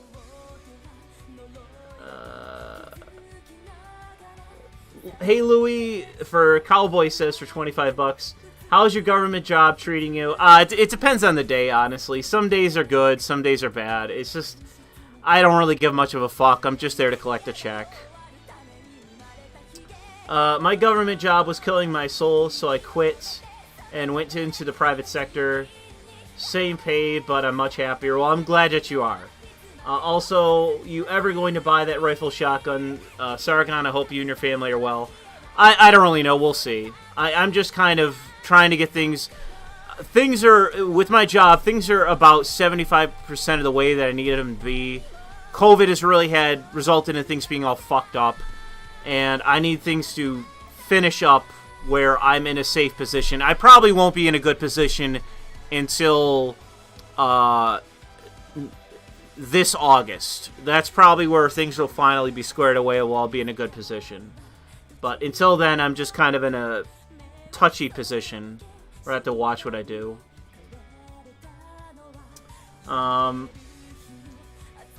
Let's see. British man says we need to open the borders to Muslims to make up for our history of oppressing minorities and teach feminism to make a more equal society. Also, yes, I am a conservative. Oh, that's very good. I wasn't sure where that was going, but you got me. Are Ham and Potato still talking in the supply closet? I actually don't have a problem with, I think it's Potato. It's Ham who I still have a problem with. I went from having a decent relationship with him, to him, like, stabbing me in the back. And now I can't fucking stand the guy. He's the libertarian fucking goofball who I can't stand. So Ham is on my shit list. But I don't have an issue with Potato anymore. He's basically fucked off and minds his own business.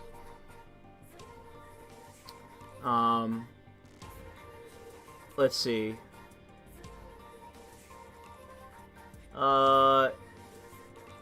Metalwork says, Carl, get Louis and get on Stitch and Adam show, please. Thanks. I wouldn't know how. So, you know, the only thing that I forgot to do since our last stream is I forgot to get in touch with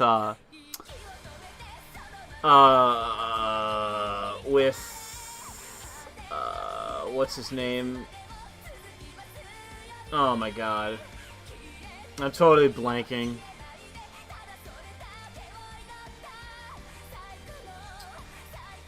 Oh my god. Nick Ricada. That's who it is. I forgot to get in contact with Nick Ricada.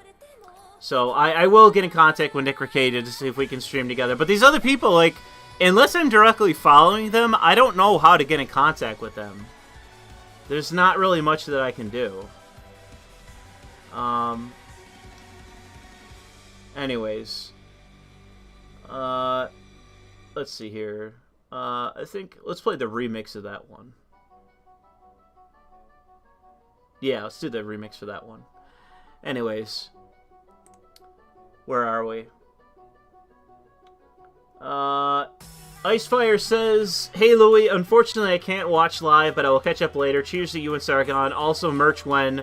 You really need to get around to doing that. I want to be able to. Well, if I was going to have merch, I would really need to get my channel restarted again to where I'm actually doing regular uploads. Like, that's when I would bother with stuff like that. Like, unfortunately, I'm not doing regular uploads, so I'm not going to go through all that effort of doing that just for the sake of a channel where I just stream every once in a while.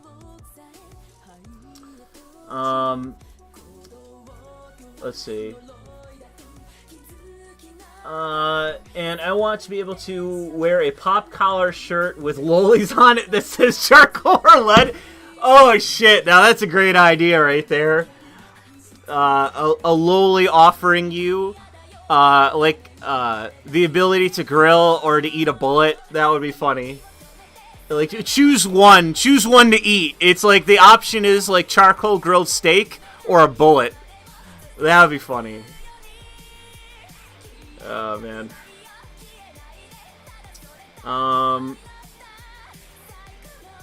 Where are we? But yeah, that's a funny idea. I like that ice fire. NYJA, New York Joggers Association, says, "Bro, I gotta say that it's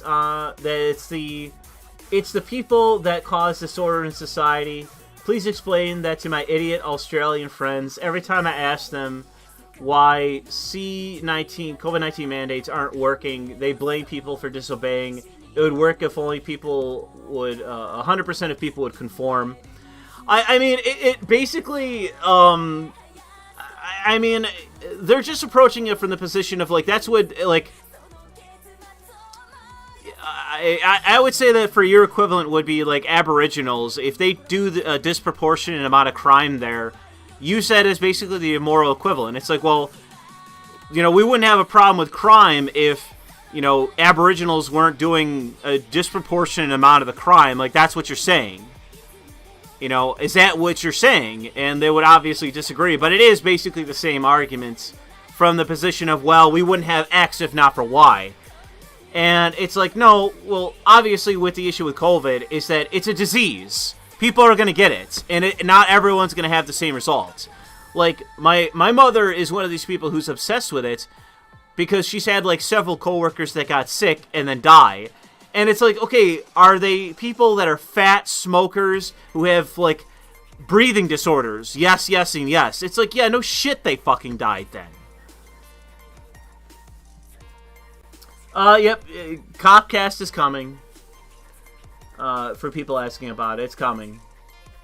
I just need to do a couple things and then it's good to go. Where are we? So yeah, New York Joggers Association, that's basically, you just have to attack the fact that they're making an erroneous argument, that their argument itself is erroneous. That, you know, whether it's New Zealand or it's Australia, you guys have locked down more than anyone else has in the fucking world, and it's done absolutely fucking nothing. So obviously that is erroneous. And if they're not willing to listen to that, then they're just irrational, and there's nothing you can do. Fuckasaurus, or Fuck Us Cucka, says, to Sargon and Louis, here in Mexico, we have been bombarded with intersectional feminism brainwashing propaganda, pushing for anti-male laws such as gender parity and equity for women that has just led to feminist riots since 2019. Any help to de-brainwash them? Well, I would say with the rioters, those are going to be feminists, and they are the true believers, so good luck. They are irrational. I would say due to them to, you know, what the cartel does to random people, and you'll solve the issue. That's my suggestion. Andrew just gives 664, so thank you, Andrew. Actually, what's playing right now?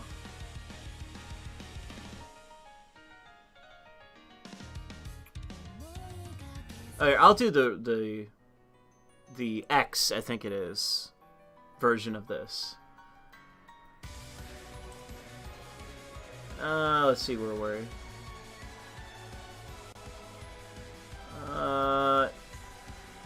Love the stream, says No Name. The Whoopi Goldberg situation really makes you think. I hate being anti-Semitic, but the patterns keep repeating themselves.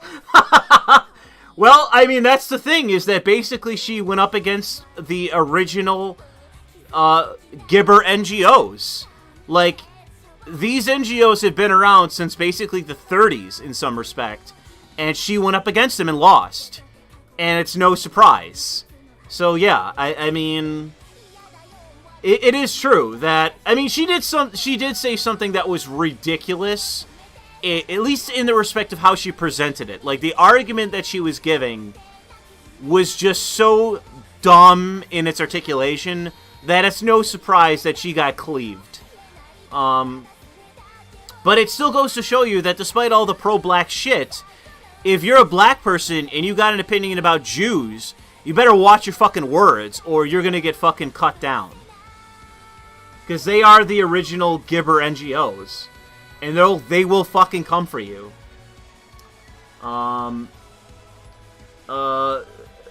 First MD Survivalist says, will AA ever stream with Louis again? I don't know. Like, I don't really have a way of getting in contact with academic agents. When I got banned on Twitter, I lost my ability to get in contact with basically everyone. With Louis again, and to Sargon, as an American, I can point to the city of Baltimore, New York, and Gibbers for tradition where people never vote right wing. Yeah, pretty much. New York is basically, it's almost impossible for a right-winger to get elected in New York. And Baltimore, if the right-winger's black, has a better chance, but it's basically impossible. I'm gonna dox your family and flag your channel if you don't get that weep shit out of my ear. Says the Geth for $1. I don't know, you better step up that super chat amount if you want me to turn off this weeb shit, as you call it. Oh, I already played this, actually. I think I just played the wrong track.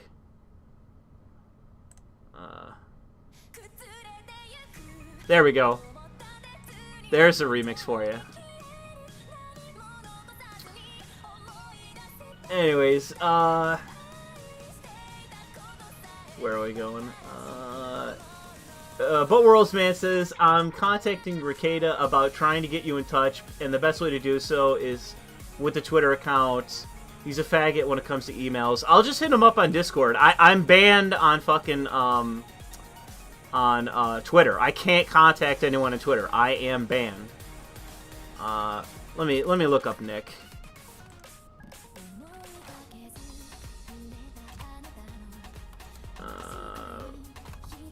There we go, Ricada Law. Yeah, I'll DM him.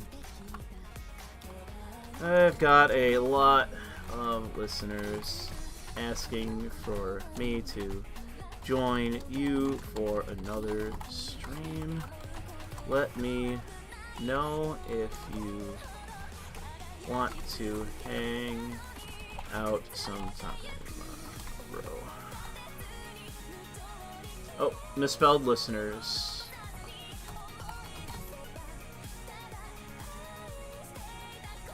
Okay, I just sent him a message over Discord, so we'll see what happens. Yeah, I know, the Drexel crossover. Yo, that's gotta happen at some point. I gotta be in the right kind of mood to talk about, like, females, the femoids, and then have Drexel on. Oh, man. I look forward to that day if it ever happens. That would be fucking amazing, straight up. Oh, man. Because I've heard Drexel... I don't watch much of Ricada Law, but, like, every once in a while, somebody will send me a clip of Drexel on with him where he goes into talking about women, and, yo, this guy says some fucking red-pilled shit, dude.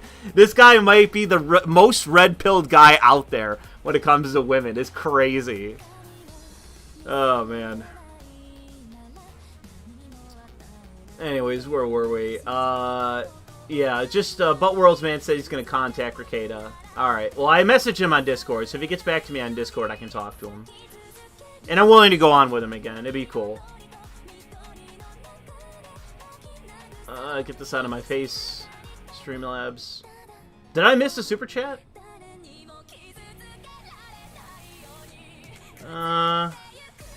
No, I didn't. Okay. Okay. We're good. We're caught up. So I'm getting hungry, and we're gonna have to wrap this shit up. So,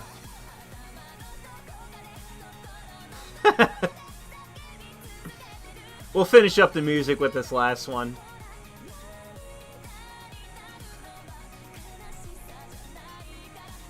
So if you have anything else to send in, please do so right now, because I want to wrap things up to go get something to eat. But I appreciate that chat from the Geth. He says, I'm going to dox your family and flag your channel. They'll get the weep shit out of my ear. Oh, man, that was so funny. That was funny.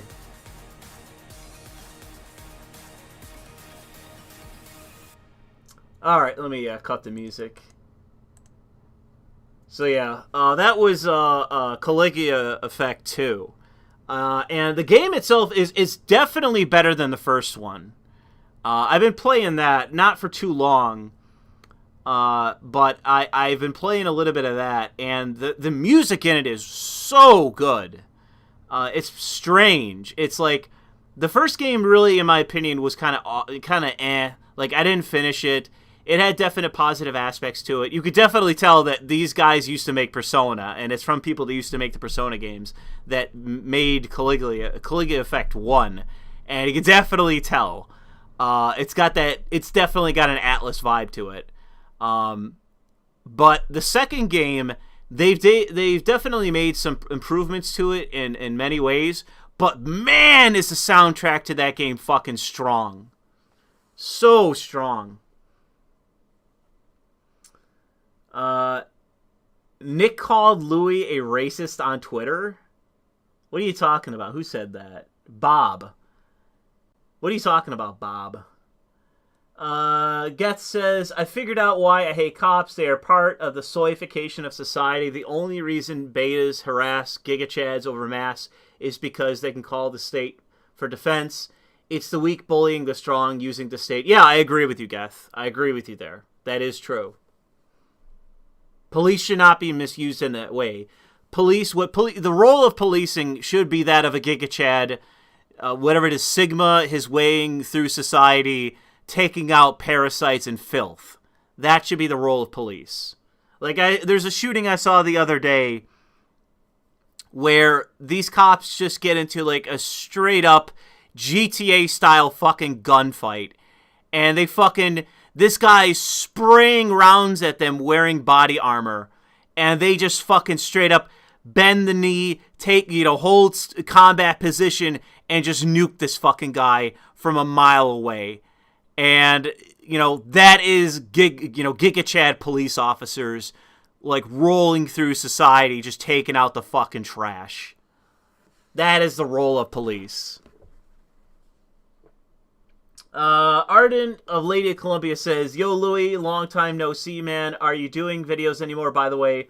Also, how Black Pill was Carl been in the stream as you've become his therapist at this point? I don't know if that's true. Things look pretty good on the populist local end, especially in Wisconsin. And yeah, well, the problem is, dude, in the UK, I would say that they have a lot worse of a picture for the future. In the UK, they have a lot bleaker picture than in the United States, where not everything is going in our direction in the United States, but there's so many fronts being fought that for every loss, there's a win. And so we can focus on the positive even when we're taking a loss in other ways. With the UK, I don't know if it's true for that.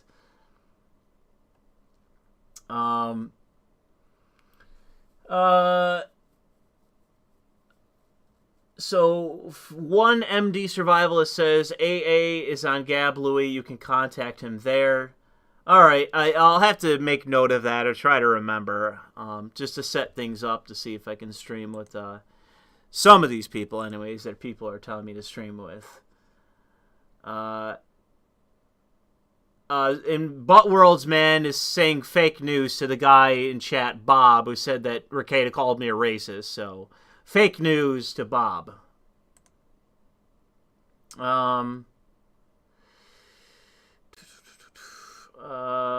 there anything else going on here?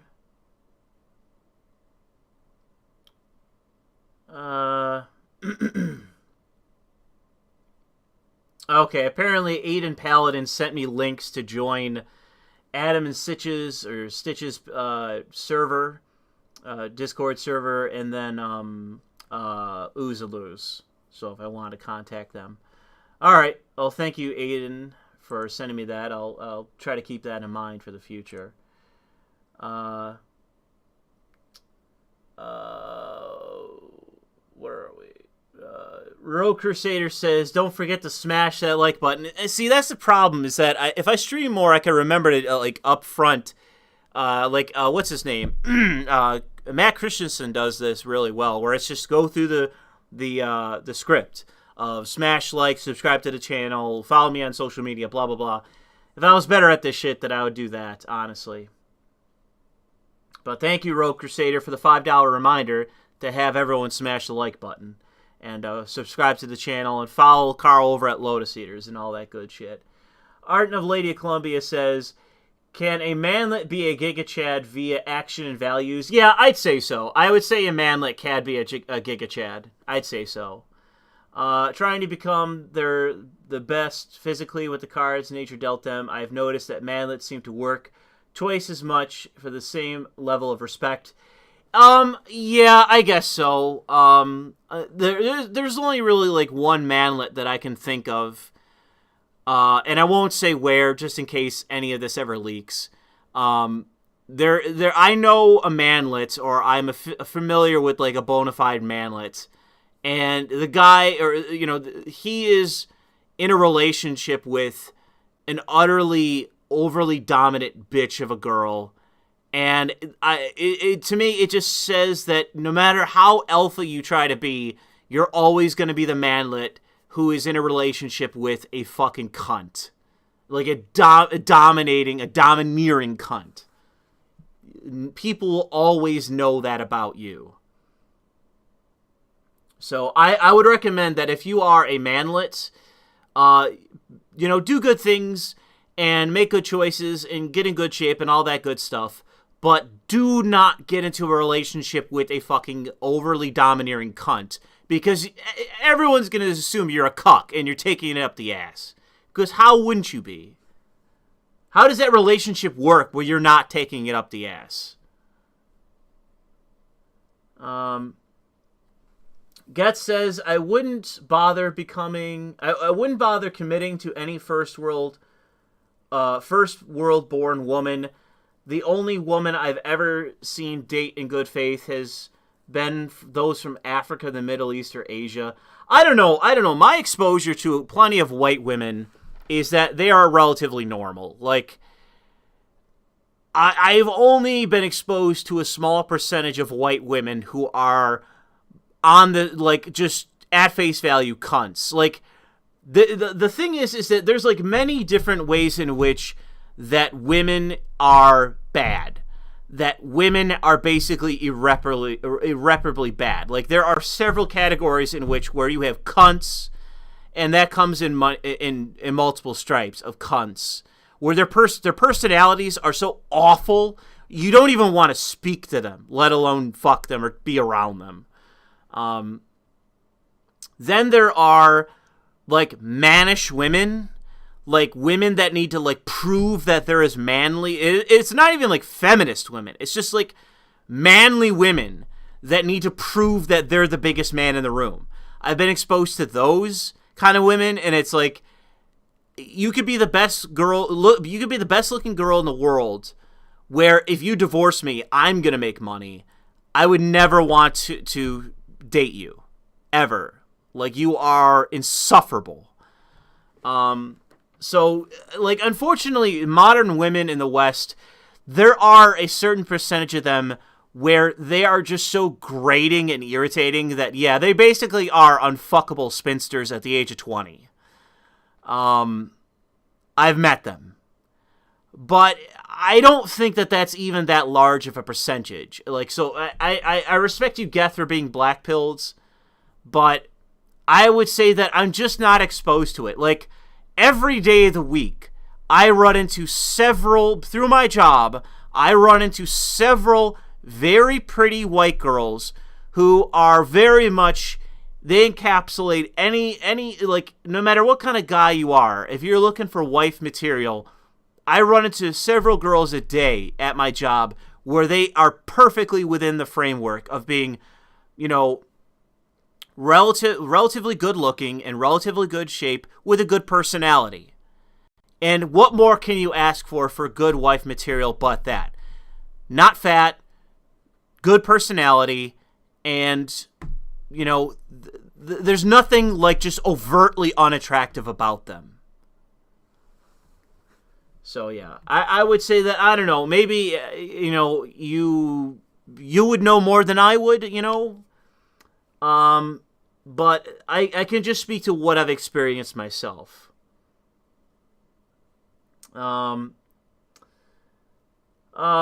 Anyways. So yeah, if you have anything else to put in before I go, be sure to do it right now, because I'm debating what I want to go get to eat. How heavy I want it to be. And I'm thinking, I also got to check my phone, because I think either my mother or my father sent me a text when I was sitting here. I said that at work the other day. I was at work. I can't say exactly why, but it was like this same person who has the same name as my father, or a similar name, the same like nickname as my father. And I was like, "What's wrong with this nickname?" I was like, "My father has the same nickname. Are you over here disrespecting my father?" And they got a kick out of it. So, I just thought that was funny. I actually got a time in which that I can use. I could speak with that accent. If you do you disrespecting my father? Let's see. Get says, but all white women and about half of black women have sort of default entitlements. It is a latent Karenism. I would honestly say that with my exposure, there are way more black women with personality problems than white women, from my exposure. That I have experienced black girls where it's like they very much like the black women that tend to have good personalities are more bookish black girls, probably from a middle class family, who are not nerdy, who are not into nerd shit. The girls that are into nerd shit tend to be just like blabbermouth cunts. All I know is this. If you're a woman who speaks too much, you are unfuckable from my position. I can't stand that aspect of women when they talk too much. I can't stand it. But yeah. I've run into some black girls who are a little bit more bookish, and they are definitely attractive. But there are a higher percentage of black women with awful personalities compared to white women. That's been my exposure.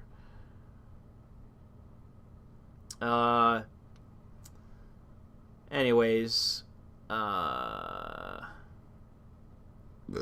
again, you might know more than I do. It seems like the thing is too. I have met a variety of girls.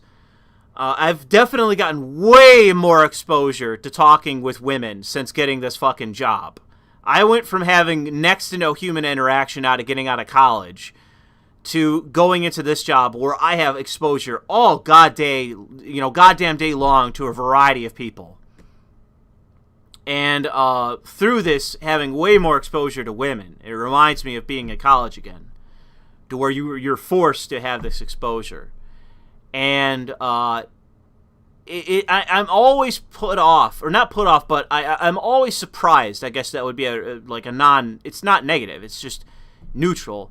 Like, I'm always surprised by the number of women that I'm exposed to who have different sort of personalities, and like the upsides and downsides of those kinds of personalities.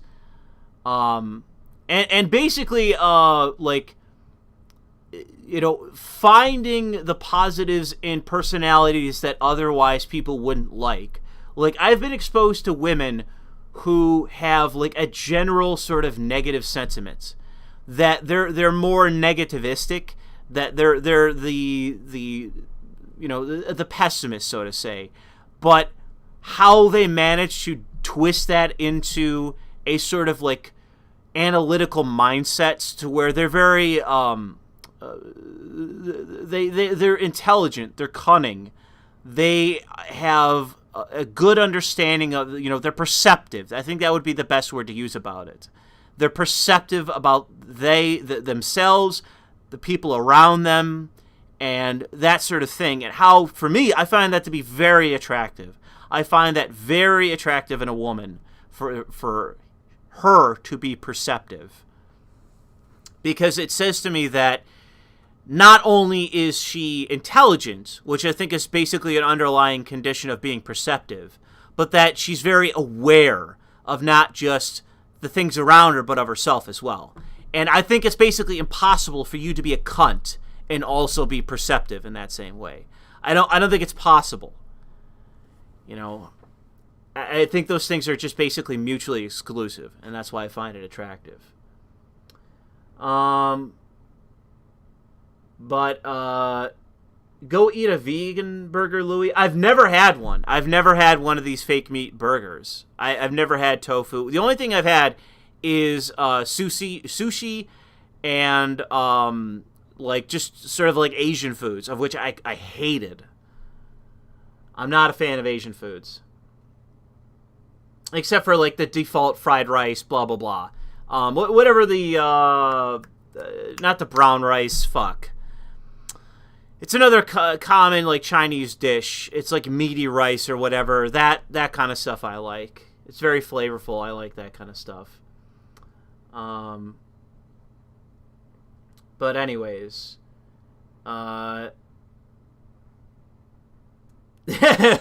Louis wants a girlfriend that's not so autistic that she balances him out. I mean, honestly, like I'm not even gonna say that that's even wrong.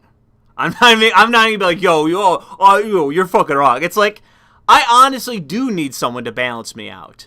But the thing is that I could not have a girlfriend who is similar to me. I could not have that. If there is a girl that is similar to me in the respect of being like a big mouth, blabbermouth cunt, no way. No way. I would not find that girl appealing. It would have to be somebody that would, I mean, I don't even know if the word, I would want somebody who is perceptive. I would want somebody who is intelligent, that is far more careful with, not necessarily what they say, but in how they present themselves. Like, they're self-aware. Like, I care for example, women who are, they care about their appearance. I am attracted to women who care about their appearance, that want to be at a good weight, that, care about what they eat. It would be fine. I would be fine with a girl who would say to me, Louis, you need to stop smoking. Stop smoking. That's not good for you. You should stop. I wouldn't even mind that. It would show that they care.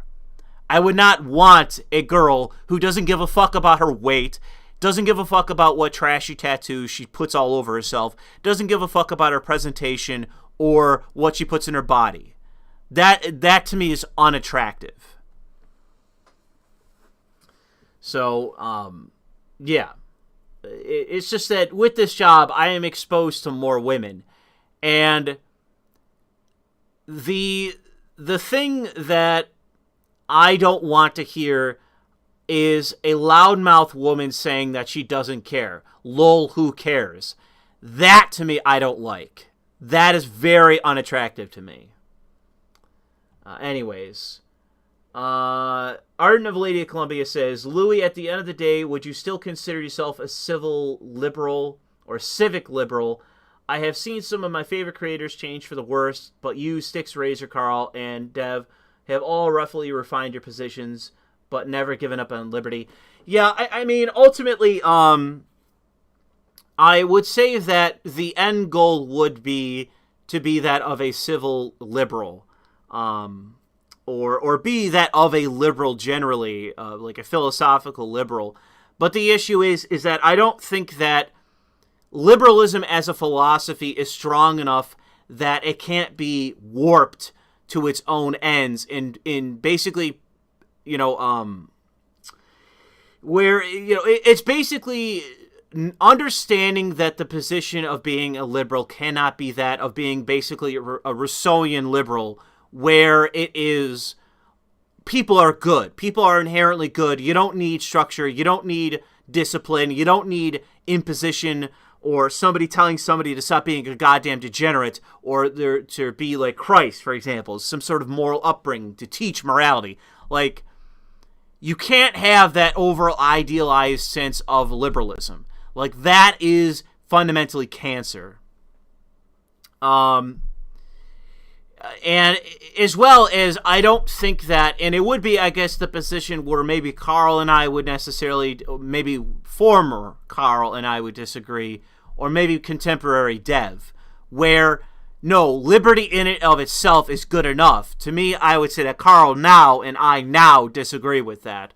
The difference would be Carl would be pursuing more legitimate old school conservative values, which is, pursuing family. Although I would say that at some point he's going to bend the knee and become a Christian, and much as he would fucking claim otherwise, being the, brought up atheist guy that he is, eventually this dude's going to fucking cuck for Christ. He's going to raise that cross and give it up. Because I think that Christianity and conservatism is, two sides of the same coin. You have to be that thing. And I don't think that you can have that sort of cultural conservative attitude without some kind of Christian value to it. Or at least a messaging. I just don't, he wants to separate it, but I honestly don't think you can. Which is why I'm willing to default and say to the conservatives out there and say, no, Christ is king, raise the golden cross, and if I were in the White House, Trump wouldn't do this. I would legitimately put up a fucking, probably made out of brass, golden cross on the White House lawn and say, America is a Christian nation. If you don't think so, fuck you, you're a Satanist or some shit. You're demonic, something. Because fuck people that hate Christianity. Yeah, all the people who hate Christianity are fucking evil. They're like weirdo pedophiles and fucking people that want to overthrow society in the name of some unified totalitarian global state. People who hate Christ and hate Christianity are fucking evil. It's like part and parcel. They're all evil. So it's just strange. And I'm sick of them. I'm sick of the people that are like, oh, fuck Christianity, fuck that sort of thing. Like, it's like, no, you people probably hate Christ because you probably are evil, Anyways. But the thing is that I'm not even that kind of conservative. I'm not that conservative. I am a nationalist. That is the difference between Carl and I. I am a nationalist. I want a nationalist, vision brought about in the United States. The difference would be families, yes. Christ, yes. All of these other aspects of what would be conservatism, yes. But there is an ideological end and an ideological means in mind. It is more than simply then just, healthy families, healthy community. It's there's a greater vision. There is something that needs to be imposed. And, it would be, it is basically, imagine a revitalized America with a revitalized District of Columbia where it is straight out of fucking BioShock Infinite. Where we are living the fucking dream. We are no longer this corrupt, cynical corporate whorehouse to where it is a nation of Americans for America, or would it be a nation? It is America for Americans, but it is also Americans for America. It is both. To where the state is representative of the people, but also people that are loyal and believe in the state. Because the state is actually good. It is actually doing some goddamn good. It isn't just defense contracts and Gettr programs. It's actually doing some goddamn good for the native population. That is an actual vision that is more than just, well, these values. It is an actual vision. And we could have it. We could have it. Anyways. Let's see here. But the thing is about that, to the point of Ardent of Lady of Columbia, I haven't given up on liberty, so I am very much still on board with all the variety of freedoms, because I think, from my perspective, these things are natural to what would be American nationalism. How do you have American nationalism without the support of the Second Amendment, or support for free speech, for intellectual curiosity, for all of these things? Like, all of these things are part and parcel of American nationalism. And it's more than just that limiting the government to a degree in which you don't have all these, it would be, what the libertarians would want in getting rid of the government gibs and all these sort of things. But it's also to the tune of, well, these things are creating subversive elements to American civilization. So fuck them. If you are a subversive, fuck you. Fuck your Gibber programs. If you don't want to be here and you want to have your own ethno-state, your own black ethno-state or whatever the fuck it is, get out. Get out. Because the fact is that in terms of whether it is the practical, the actual native, or any other factor, it all adds up to the same, which is you are not the actual generation who fought in the revolution for this nation. You are not the founding generation of this nation. You are the beneficiaries of other people's fucking blood, sweat, and tears. And you have no recognition for that at all. So fuck you. No Gibbs. You either join and you grill, or you get the fuck out of here. I don't give a shit what people want to put a label on that message. But that is the fucking point. That is what needs to occur. It is the fact that we are a nation that was founded. And that no one gives a fuck. No one gives a fuck about the founding. No one gives a fuck about the first generation. Those that made this nation. People talk about the Gibbs and the Gibbers and MLK and all these fucking people. What the fuck what did they do? Besides bitch for the white man to solve their problems. What did they do? Oh, free us, free us, free us. And then the white man did. Oh, we want votes, we want votes. So the white man gave them the vote. Where's the fucking respect? Anyways. Yeah, that's the thing that needs to happen. That's the thing that needs to happen. Is that all this subversive shit needs to stop. And all this bullshit about civil rights, especially, that category. Dead in the water, done. I want every fucking person out there that's claiming that they believe in civil rights and blah, blah, blah, I want rights. Okay, I want you to be fucking flagellating yourself while carrying a banner for Thomas Jefferson or any of the fucking founders, or just on behalf of the native population, those that fought and created this nation. I want you to be flagellating yourself, bleeding on the streets in support of those people, and paying that level of respect to our ancestry, our heritage, before you deserve fucking anything. Because if all you're going to do is use this new power in this society, these new political abilities that we are granting you to fucking, desecrate and to damage and to destroy our nation, you don't deserve shit! Anyways.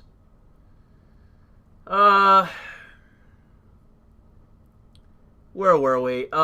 Potato King says for $5 nothing, so thank you for the donation, Potato King. Where were we? Roe Crusader says, have you seen American Krogan video on Bioshock? Very bleak. I think I have. I think I have seen that video. Not as good as the one he did on Red Dead 2. Red Dead 2 has to be probably one of his best fucking videos. Red Dead 2 was a fucking moral black hole, man, and he nailed it on that one. Mainly Misheard says, ties for the unironic pastor, late to the stream, but did you see the subsidized crack pipe by the Biden admin? No, I did not. Let me see if I can find a link to what you're posting here.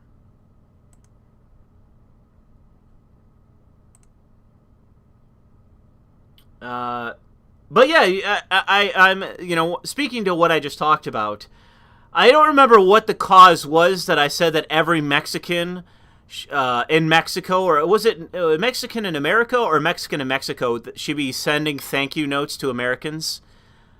Somebody who has a better memory than me for what I say, remind me what it was that I said that every Mexican should be sending a thank you note to Americans. Remind me what I was talking about in that, because I'm speaking to something similar of that.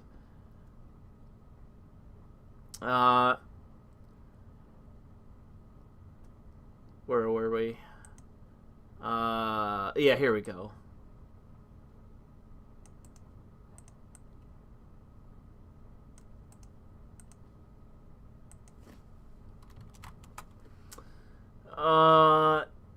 Biden administration is set to fund a distribution of crack pipes to drug addicts as part of its plan to advance racial equity.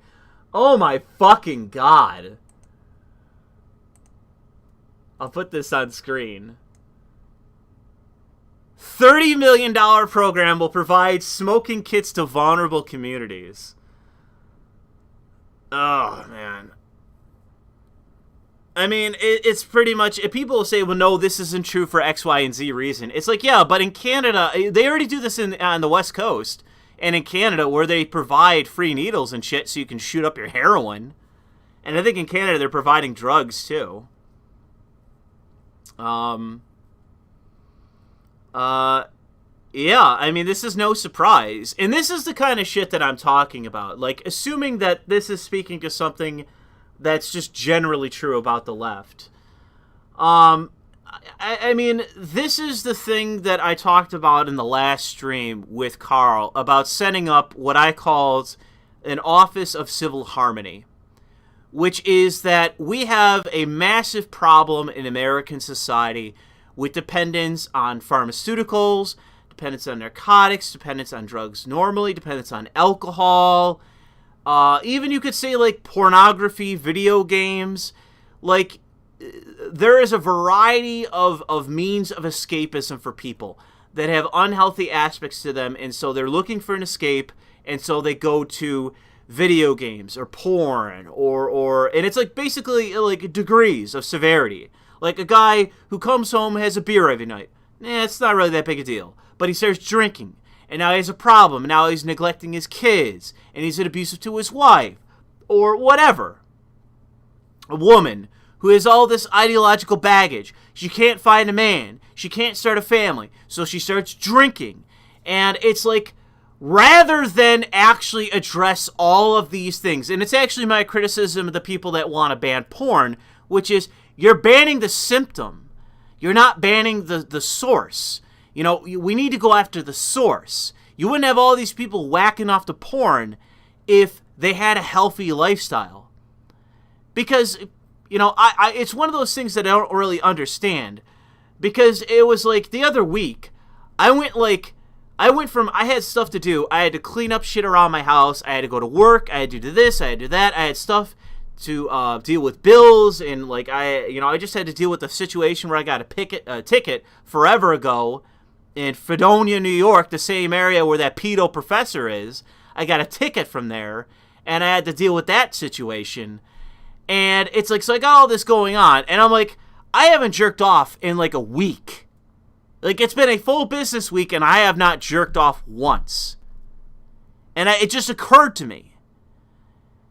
And so to say that because I have, looked at porn, or I do, buy visual novels with pornography, it's like, that is not the reason why I would masturbate.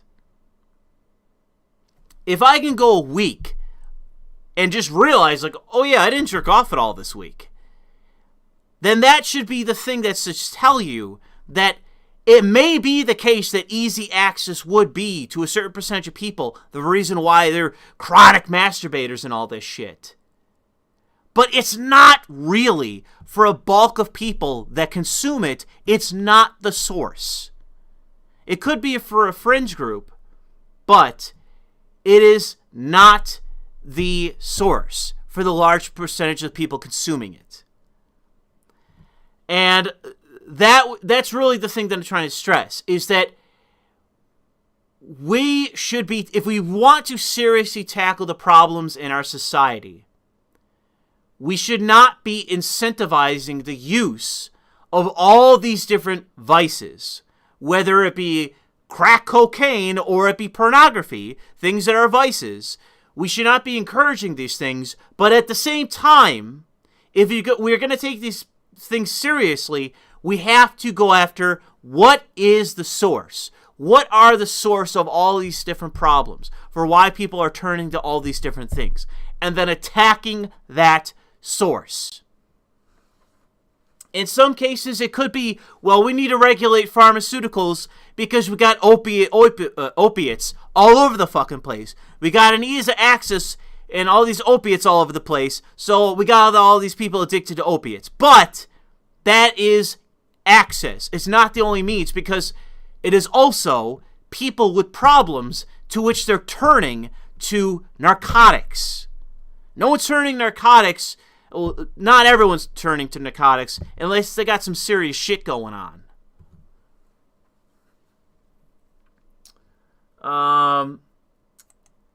Anyways, so yeah, I this is like, the problem with the left is that it's like, well, we need to solve drug addiction by giving them free drugs. Like, that's basically what this is all building to, is we're going to solve drug addiction by giving out free drugs.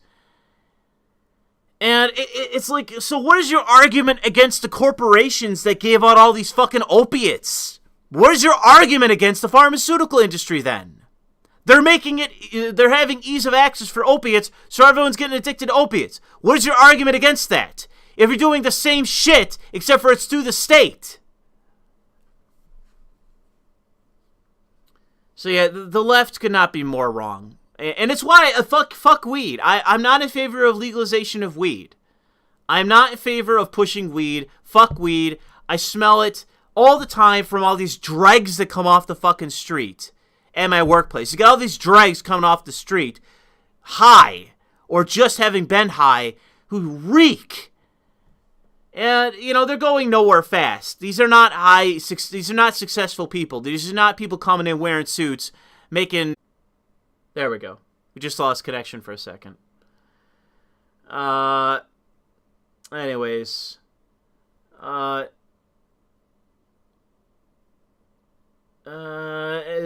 of Lady of Columbia says, I'm not against the notion of asking what comes after liberty. Liberty and truth are the basis of proper men. And only through those foundations, one can rationally sort proper values and move on with life, even for the non-religious, but still virtuous. Yeah, but still. Anyways, anything else before we go? Because I gotta get something to eat. My stomach is literally eating itself right now. So anything else before we go? I guess I'll say this, that if you haven't already, subscribe to the channel. Support me on Subscribestar. Give this video a like. Give this video a thumbs up. Be sure to comment in the comment section, especially when it comes to Sargon's request that you, if he goes on GB News, what do you think you should talk about or say? Send that out in the comment section, because he's going to be looking for it. So put that after the stream ends. Carl is looking for something to say on GB News, because he's probably going to go on. Give him something to say. What do you think you should say other than the N-word, which is my advice? Bob says, it's not fake news. You quote tweeted the guy saying he said he called you a racist for saying the N-word. Maybe I did. I don't remember, dude. Well, thank you, Bob, for the super chat for the correction. Unfortunately, Bob, if you're right, you can't provide the truth because my account's fucking banned. So not even I can fucking provide it. But thanks anyways for the correction. I got people reaching out to Nick Rekieta, and I've reached out to Nick Rekieta.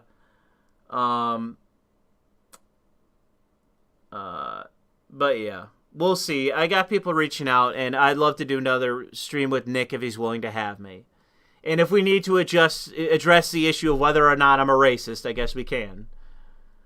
But thank you, Bob, for the correction. But anyways, guys, thanks for stopping by tonight.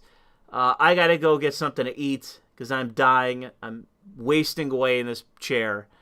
And yeah, thanks for stopping by, everyone. Thanks for Carl for stopping by, because always good to chat with Carl. I think it was a good conversation tonight, and I'm sure we'll have another stream in the future. And I would say look forward to Copcast because it's coming soon. All right. So thanks for stopping by tonight, guys. See you in the near